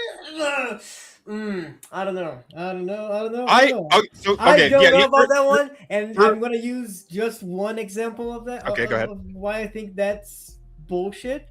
Go ahead. Because Epic the Musical is a musical. Is extremely popular, and you have characters saying, "Oh, that is so sick." Wait! Didn't Epic the Musical start as Didn't Epic the Musical start as an online thing? Yeah, it did. Okay, so and we're talking about like a major Hollywood production here. But like we're talking about Dad and Daddy. I don't think that's that. I hate to break this to you, Asa. I know Epic the Musical is loved, but it's a very much like a backyard production sort of thing. I've never even heard of it. What the fuck are we talking about? There's no gravitas to that. It's not a. I think it's bigger than you're making. It's kind of a joke. I'm sorry. It's popular, but it's kind of a joke. Yeah, I don't know about that. You don't have to know. Yeah, I mean it has very good, like the music of Epic the Musical is very good, which is why it's gotten as popular as it has. And I do believe they are planning on like rolling it into a more official thing, aren't they? Like I thought I heard they have a movie in production. Yes, the animated movie. It already is in production. So the joke, I feel like you're pushing, but okay. Yeah. But I think what Bear's trying to say is that it's taking the story of the Odyssey and not really taking it as seriously as as serious as it is as a story. No, true. It's not a serious retelling of the Odyssey. It's a music first sort of production. Yes, but still, like it gets away with very outrageous things. I feel like Dad and Daddy. Like, are you mad that like maybe a child said that? Like there's an enormous difference between making something a musical. I mean, so one of my favorite tellings of the Odyssey is "Oh Brother, Where Art Thou?" That is a very interesting, amusing take on the Odyssey. It has plenty of music in it, and of course, there is a different vernacular used because of the time period that they set it in. We're talking, 19 or not even 19. It's probably like 18 something. Oh no, it might be about 1920s. I take that back. Still, it's an older, more modern situation. You can't really take and make a serious film, and this is supposed to be a serious film. I mean, there's no jokes. It's not supposed to be levity. It's very much, for the love of God, Nolan's not letting the person who wrote the score for it use an orchestra because they didn't have an orchestra back then. If you're going to tell me, he did bring in Travis Scott, the rapper. I have no idea who Travis. That doesn't mean anything. He's a rapper, and he's going to be a bard in the movie. I doubt he raps. I'm pretty sure he's. I think they are going to have him rap. Actually, that's horrific. That's even worse. That we won't even. But back to what I was saying. But you can't set that up with that kind of expectation and then go. But we're going to go ahead and let them use some modern words. Yeah. It doesn't work as well. It is definitely going to, at least for the type of people who want to sit down and watch something that is supposedly a serious take on Homer's Odyssey, it's going to take them out of that. Honestly, that's my biggest fear of the whole thing, is that they're going to over modernize the language. It's part of the reason why people are concerned about which adaptation of the Odyssey that they pulled from. Yes. And the idea that they pulled from this. And this drives me crazy too. So this lady, I don't remember her fucking name, and I don't care what it is. So I'm just gonna bring this up. Yeah. So she Wilson, so, yeah. Is that her name? So she retranslated the Odyssey. No big deal. People do that all the time. However, the problem with her is that she went through and did it through a lens that supposedly put aside all the previous men who had done it and were looking at it through their own Edwardian, Victorian, blah blah blah lenses. Problem with that is the person previous to her that is the most published. I have the copy around here somewhere. I don't know what it is. He doesn't even believe that Homer wrote the thing. He thinks it was a woman from an entirely different area that wrote it. So you're going to sit here and tell me that he was translating it through a male lens, meanwhile thinking a woman wrote it? Is it you have the Fitzgerald one? Yes, I believe it's that one. Okay. I'd have to find it. It's downstairs. I'm bad at names. So that he translated that in like the 18 something time period. Again, I'd have to go grab my book. I don't remember off the top of my head. But he has this whole thing where he wrote an entire side piece about how he believes it was some woman in. I can't remember the name of the place. I just read it the other day, but you know what? My brain has so much in it. I got to forget something to remember other things anymore. And I chose not to forget anything to remember that. But so you have that, and you're going to tell me that her translation is going to be better. Meanwhile, it dumbed down the language to such a degree that it is absolutely disgusting. It got rid of the entire prose, the flow, the purpose of translation is not just to make people understand the words. It's to capture the original feel of the poem, of the work that you're translating. It's a problem with localizers. She basically took the Odyssey and localized it. Yeah, it's personally why I like the Lattimore version translation for it, because it has a very orated sort of feel to it, like probably like what would have been the case then. It's very pretty. Yeah, and I like what's his faces too, because it still flows very nicely. Hers just sounds boring. Hers is the millennial Zoomer retelling of it, and that's what I feel like this movie is going to end up being. Even though Nolan traditionally should have been doing a movie that's much more close to what Fitzgerald or Lattimore put out, right? In terms of tone. Yeah, and a lot of people, especially my age, that's what they would prefer to see, is something like that, not something that's been dumbed down to the point where you've taken everything that it is from it. And I should say, this is where I'm coming from when I was calling it a joke. I'm being a little overly hostile for it, because I have a great deal of fondness for the older translations of this book, and I've seen how it's been butchered and robbed. And just, I'm a little bit of a literary snob. That's okay. That's fine. Fair enough. Yeah, it's valid, and I see you guys' point, especially because when Nolan says, "Oh, I'm not gonna have an orchestra," because he didn't have an orchestra back then, and then he goes back on it on the stupid shit like this. Yeah, I see the frustration. Yeah. Yeah. So yeah, talk about that, and then obviously the casting of Elliot Page in the male role also generated discussion, and the Travis Scott rapper bit with the Bard bit, and that whole thing. I did find it really funny because like there was recently like I guess a cast and crew get together where they showed like a bunch of the guys like playing soldiers and shit all together, and Elliot Page standing with them, and looks so tiny compared to like all the other men. He's like, because he's like fucking 5'1", so it's like, wow, that is highly noticeable. Goodness gracious. Nolan explained the casting choice by comparing the oral tradition of Homeric poetry to modern rap, an explanation that received both praise and criticism online. Yeah, I'm gonna have to check him on that one too, honestly. The controversy reached a new level when Elon Musk weighed in on the debate surrounding Nolan's film. Spawning a discussion about the Odyssey, Musk wrote, Nolan desecrated Homer and groveled on his knees just to meet the woke rules required to win an Oscar. What a worm. And that is true. We do know that there is like an actual criteria behind the scenes for like winning an Oscar now that has to do with, you know, meeting a bunch of fucking checkboxes. So that may be completely accurate. I remember we saw that shit a while back, you know, and then they got a matching one for video games and gaming production, but that's a whole other thing, I guess. Musk post quickly spread across social media, bringing even more attention to the divide surrounding the movie. His criticism appeared to reference concerns some viewers have raised about modern Hollywood adaptations and whether studios are prioritizing contemporary trends over faithfulness to original works. Are the Odyssey dislikes a warning sign or online noise? Biggest question now is whether the backlash will have any impact once the Odyssey reaches theaters. Online reactions do not always predict audience behavior, and Christopher Nolan remains one of the strongest filmmaker brands. Nolan remains one of the strongest filmmaker brands in the industry.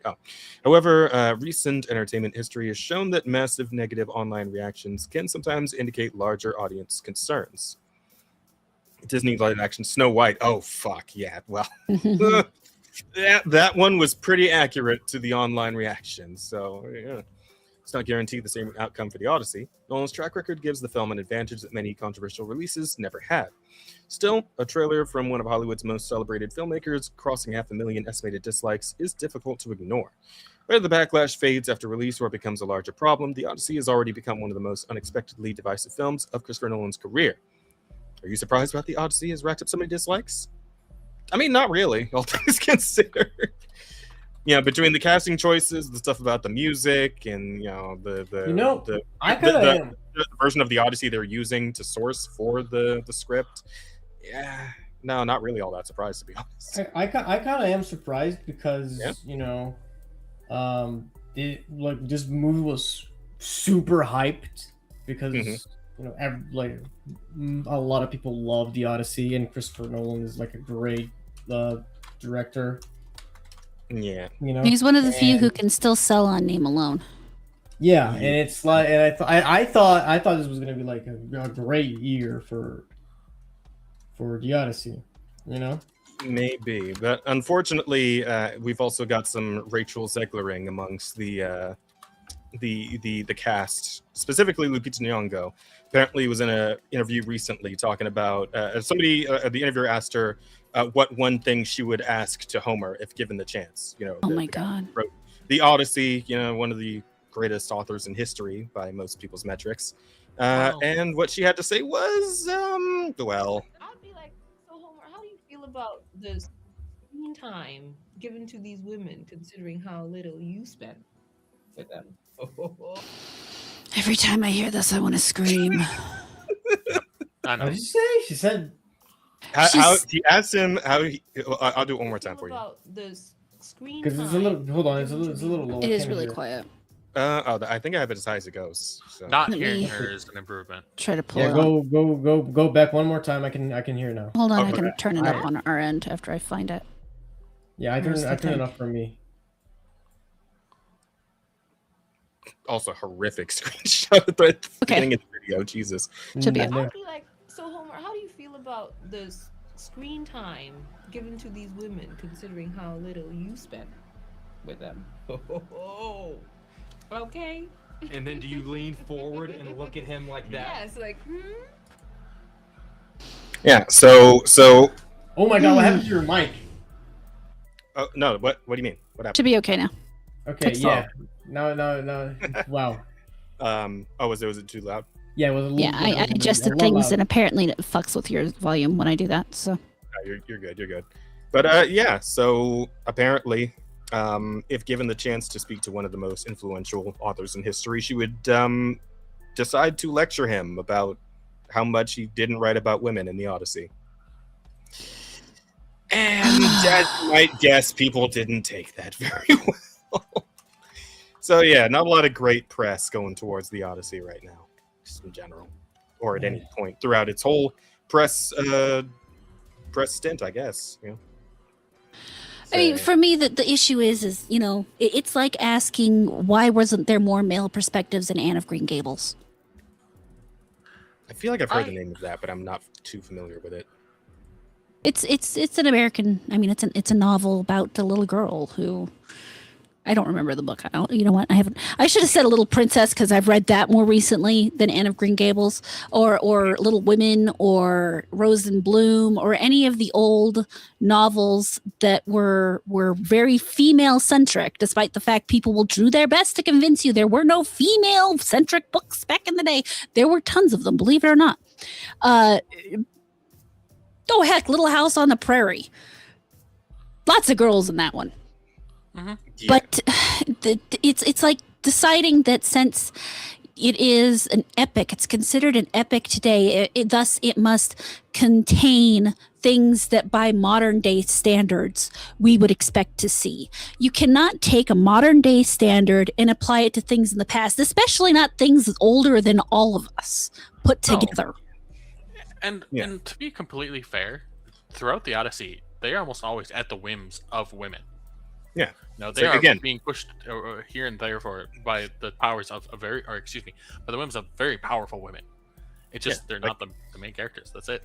Entire wars being fought over fucking Helen of Troy, right? So it's that's gonna be, yeah.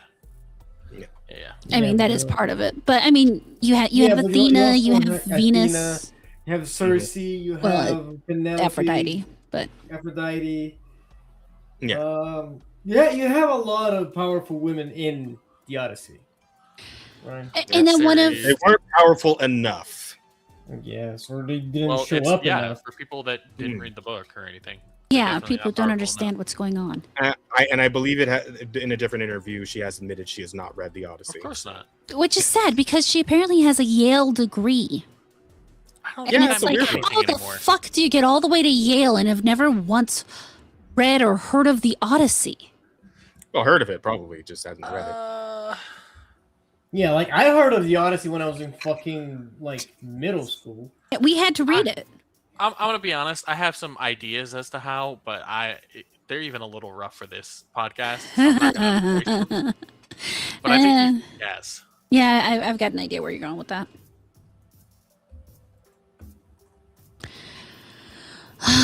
But yeah, those things all make me very, very, very, very. I like this one. Very angry. Taking a role in ancient Greek history and then complaining ancient Greece was ancient is certainly a bold artistic choice. Yeah. Accepted the role, filed a complaint against 800 BC. Yeah, such is the way of the modern day, I suppose. Yep. Leftists judge the past by the present, condemning the past from their modern sensibilities. They judge the present by the future, criticizing where we are because it's not yet the imaginary utopia that only exists in our minds. That's fairly well put. Yeah. Fairly. Yeah. Twitter comments stay winning. What can I say?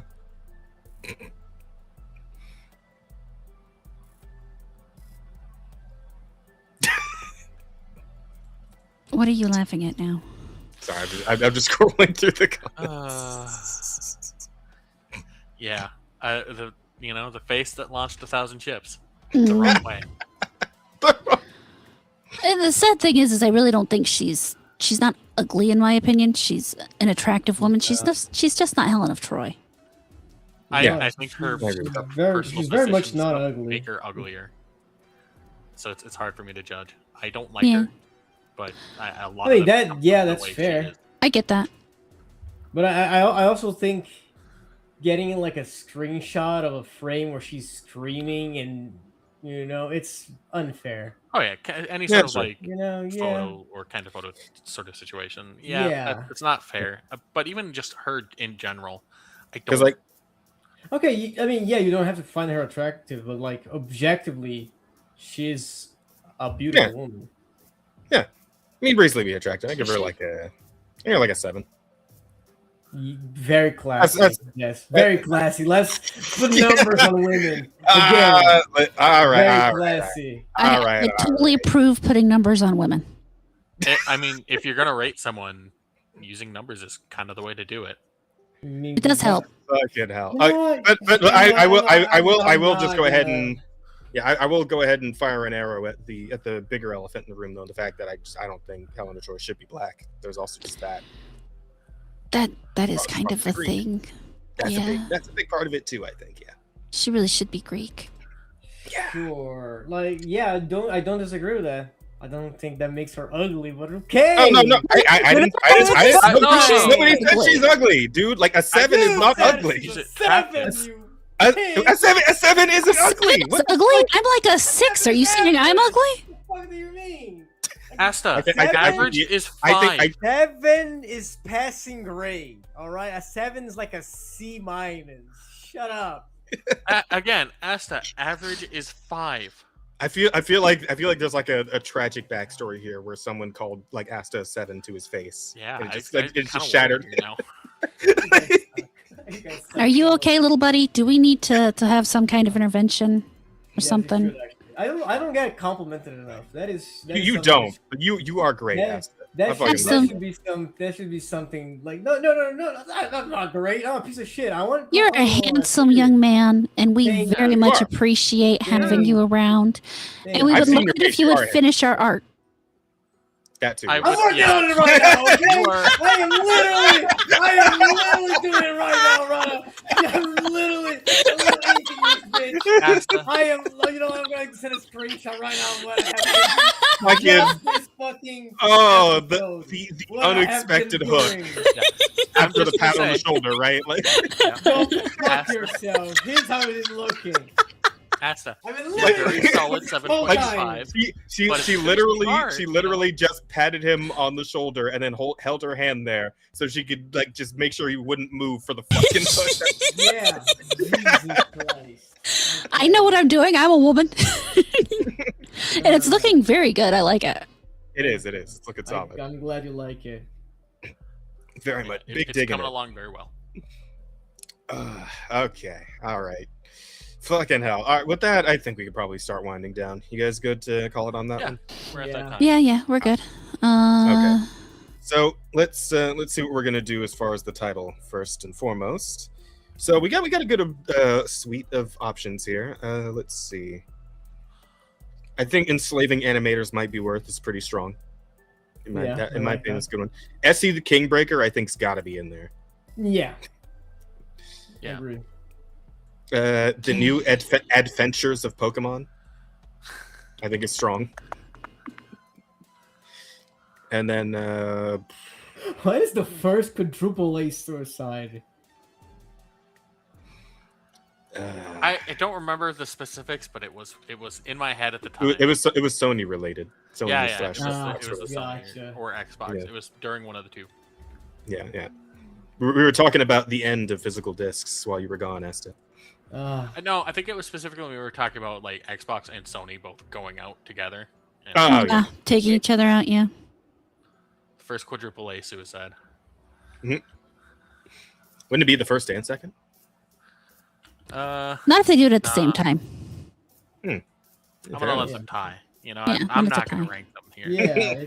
I'm not gonna use numbers. Double suicide to one suicide, you know. All right, so that we got it then. That's 4. That's 4. That's all right. No, wait. What was the 4? Fuck. Which ones do you have now? I have enslaving animators might be worth it. Essie the Kingbreaker. Mm. What was the third one? The Adfenturers of Pokemon. The new adventure. The Adventures of Pokemon. Yeah. Okay. All right, and then what was the last one? We're gonna go for the AAA suicide or Okay. quadruple A suicide. All right, now we got those all in. Okay. All right. All right, it is up. So go ahead and pick your favorite, guys. We would like to know what title you think is worth it. And we do have one question. Hey. We have one question. All right. We have one question. What do we got? What nationality Miku would you want to see? American Miku, Russian Miku? Brazilian Miku. I was so worried. We already that seen question Brazilian started. Miku. I want to see it again. I love Brazilian Miku so much. He apparently has a preference. Not biased at all, by the way. I think Italian Miku could be pretty hot. Okay, so Italian Miku. Yeah, that or Egyptian Miku. It's a pretty good one too. Egyptian Miku could be strong. You know, just to be on topic, I would like to see Greek Miku. Greeku, okay. Yeah, I'm gonna go with Scottish Miku. Oh my god, that is terrifying. Oh fuck! I would love to hear a Vocaloid song in a Scottish accent. That'd be amazing. That is fucking incredible. Impossible. You know what? When a lot of from people I've heard that are Scottish, when they sing, you really don't get a ton of accent out of it. It really depends on what they're singing. Like if they're singing a Scottish song, you can really tell. But if they're doing some other things, it's pretty good. I need to run downstairs real quick. I'll be right back. Yeah, a lot of what I've heard is covers, so it's not going to. But yeah, the accent doesn't come through as super well with the cover songs. Yeah, fair enough. If that's the only question we got, I guess we got to kill at least another little bit of time for Rada to come back. So how about this? One of the stories we didn't talk about. Apparently, that whole shit with Love and Deep Space might end up getting Otome games like outlawed in China. Yeah. Oh my god, really? Yeah, dude. Okay, so here's like the rumors, right? This is all rumor shit, but this is what may be going on in the background. So, redacted, hearsay, don't put too much stake in this, but here goes. Someone powerful got angered enough that all Otome in China could be permanently affected. One thing to look out for is if Silent Whispers can still smoothly participate in Bilibili World. Their CEO also got called in. CEO of PG has spent the whole day in Beijing trying to save Valko, who is the Wolfman guy that they were going to put in Love Deep Space. Yeah. Whoever is pissed off wants the entire game axed. PG's other romance game already did get the axe. It seems to be aimed at games whose target audience is female. If all this is true, that would mean that the Valko haters achieved nothing, and neither will we, since this is at a political level no one here has influence over. From what I can piece together, the Chinese government has had it out for Otome games for a while. They are partially blaming the declining birthing rate on women's interest in games over real-life men. CN also has guidelines about how men are allowed to dress on TV, no earrings, tattoos, no makeup, basically only manly men allowed. Now an additional department is targeting for the use of 731 in WU for a chapter that came out in April. A link to why 731 is such a historically charged number. So two major departments are angry with paper games, and one of them with all Otome. No amount of tweeting and petitioning can save us from the situation. So it also perfectly explain on why the posts have had such an inconsistent narrative, why not everything hasn't been taken down yet. They're still trying to rectify the situation and get Valko's release approved. So, it would seem the Chinese government has taken notice of the rapid responses from the fans of Love and Deep Space, which, as we are well aware, are mostly women. Bro. Shit is nuts, man. Fucking wild. Bro, if they come for the Otome games, the gacha games are next. Yep. Yeah, maybe. I mean, usually men don't respond quite as rapidly. I mean, that is true, but if they use the argument of like, oh, this is reducing like the birth rates, you think gacha games are not gonna be X as well? When there are men that literally would rather be with their waifus than with real women? Maybe. It's hard to say. So again, if it was just normal logic and people were thinking about this using that, it'd be one thing. But this is, again, you're talking about China, the OCP, and what they would be willing to do. True. Yeah, so I could see this having some pretty major splash and some knock-on effects down the line. That's going to hurt pretty much everyone everywhere. Yeah. If women could have just chilled the fuck out and let the Wolfman be in the game, it wouldn't be a problem. So I'm gonna say. Yeah. Just all you had to do was not send fucking dog carcasses to the studio or whatever the fuck they did. I mean, it was like yeah, it was something like that. It was like funeral flowers and like and some other cow crazy shit. You know, yeah, stuff like that. I remember I was at work while this was happening, so Tazzy was the one like sending me all the updates, and I was like, "What the fuck is going on in China right now?" Yeah, shit's crazy.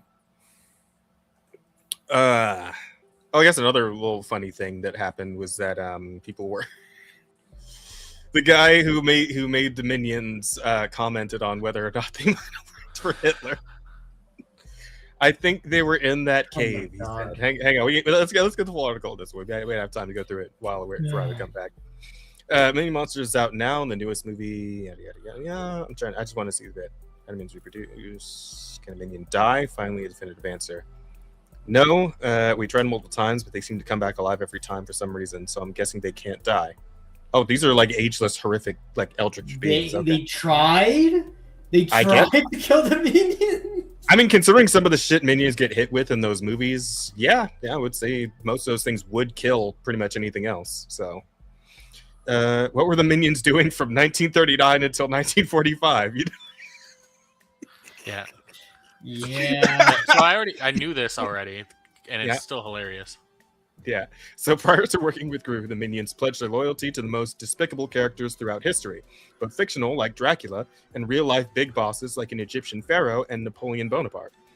So if the minions continued this trend into the 1940s, it would have meant they were working for Adolf Hitler during World War II, right? Right? Yeah, God. Bro. I don't know what I missed, but I'm kind of glad. Yeah, you should be. Hey, I just wanted to continue reading this one section. The Minions movie deliberately sidesteps the issue by revealing that the Minions conveniently hid out in a cave from 1918 until 1968. However, Minions and Monsters establishes that there are multiple tribes of Minions, and aside from James, they still seek out the most evil boss they can. This means the question, did any Minions work for Hitler, is back in play, which is why we put it in comment. I knew you were going to ask me that question. Shame on you, Colin. Then he goes on to say, I think they were in that cave. This movie establishes that there are multiple tribes of minions, I counter. I was trying to avoid the answer. Who says he's fully aware this is a big question online. They makes it clear the minions we meet in Minions and Monsters also didn't work for Hitler. So the minions that we know from Minions, one were stuck in the cave. These ones, I don't know where they were, but they were not part of the big history, says Coffin, putting the matter to rest until the next Minions. Bro, what the? Bro, this is so stupid. Such an asshole move. Yeah? Did your characters work for Hitler? The evil characters work for Hitler? Yeah? And your kids movie?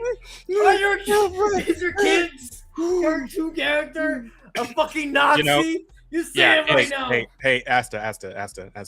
Did you know that Dragon Ball Z is also technically for kids? It's a kids cartoon. Yeah. Do you remember when Hiffle opened up? You remember when Hell opened up and all the villains came out? Do you remember who was among them? No, I remember that. I remember that very much. You remember what they did to him? You know, I remember Trunks and Goten kicking the shit out of him. You know, but they didn't kill him. I mean, he was dead. So yeah. Like they sent him back because he was already. Like I feel like beating the shit out of Hitler and sending him back to hell is a good message for the kids. As opposed to my little minions would have worked for Hitler if they weren't hitting the fucking. Okay, wait. Here's the thing though, because like with every villain they served before Gru, like it showed that the minions were extremely incompetent and like either straight up got them killed, like with that fucking dinosaur, or they just like fucked them over in some other way that like I don't know, got them landed in jail or some other crazy shit, right? So if you showed the minions fucking over Hitler, I mean, wouldn't that'd still be a good message, right? That still kind of works. It would be a message. It'd be great to have little minions dressed up with their mustaches and. Here's the thing, Jess. It's funny you mentioned that. Man. Here is the thing. If God. Yes.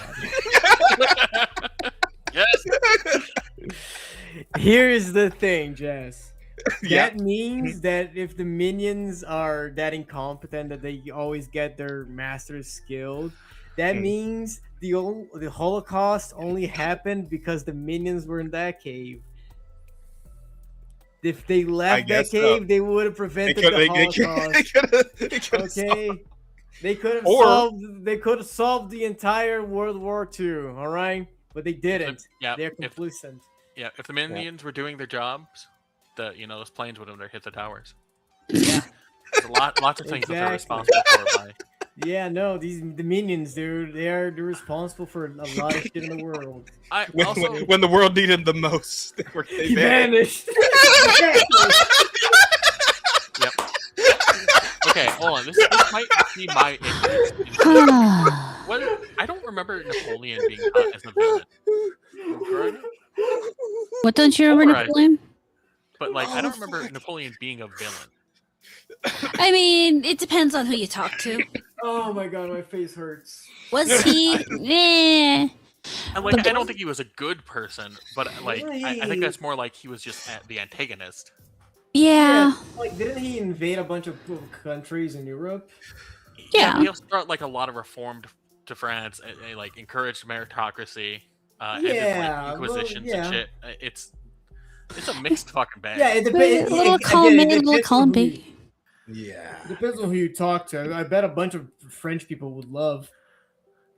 It's a lot less clear cut than the guys from the 30s and 40s. We'll say. Yeah. Yeah. Are you done over there, Jazz? I'm done. I'm good. I'm good. Can we get he keeps giggling. Minion Hitler out of the fucking screen, please? No, I'm leaving it up until no, it's Jazz's new favorite thing. I hate it here. I hate it here so much. I hope this episode gets nuked. Okay. All right, Rada, who won the vote? The Adventures of Pokemon won. The Adventures of Pokemon. Love it. Fucking course, chat. You guys are fucking crackheads. Thank you, chat. We love I you, appreciate chat. this. Okay, so what's coming up for everybody? Rada, what are you getting up to? Well, tomorrow I ain't doing shit. It's my day off for streaming and stuff anyway.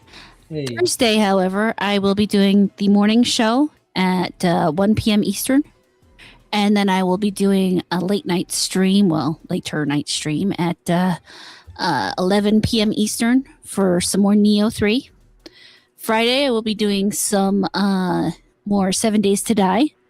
I should be streaming Saturday. That should be some what's that game we're playing? Baldur's Gate 3, assuming my cohorts decide to join me. And then on Sunday, I'm thinking about moving that stream later. I don't know. It'll depend on what time you and Sheep decide to stream. We didn't actually discuss that. We should probably do that. Yeah, no, you haven't had that conversation yet because I was asking him and he didn't know, and I find that entirely useless for me. I'll talk to him about it. Sounds good. But I've got to, but yeah, I might move that stream a little later just because I've been doing it at 1 and I don't think I like it at 1. So I might move it later into the evening, but we'll figure that out when we get there. And then, of course, Monday and Tuesday, I'll be doing the morning show at 1 p.m. And then I'll be here in the evening on Tuesday. Sounds good. Sounds good. Very cool. As far as the Soul Stream goes, everybody, tomorrow, I'm actually going to be hanging out with Temp. They want to do some fucking Mecha Chameleon. And I've been asked so many times to play that game that I finally just broke. So we're gonna give it a shot. Yeah, you're gonna play with Temp. You didn't play with us.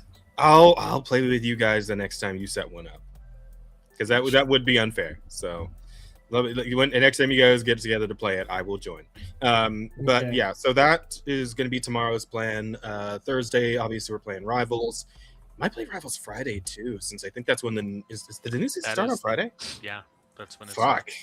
I have to do 2 days of Rivals then, because I definitely want to get in. Now that I have the ability to get in on like the day one updates of Rivals that usually happen on Fridays, I kind of want to do that.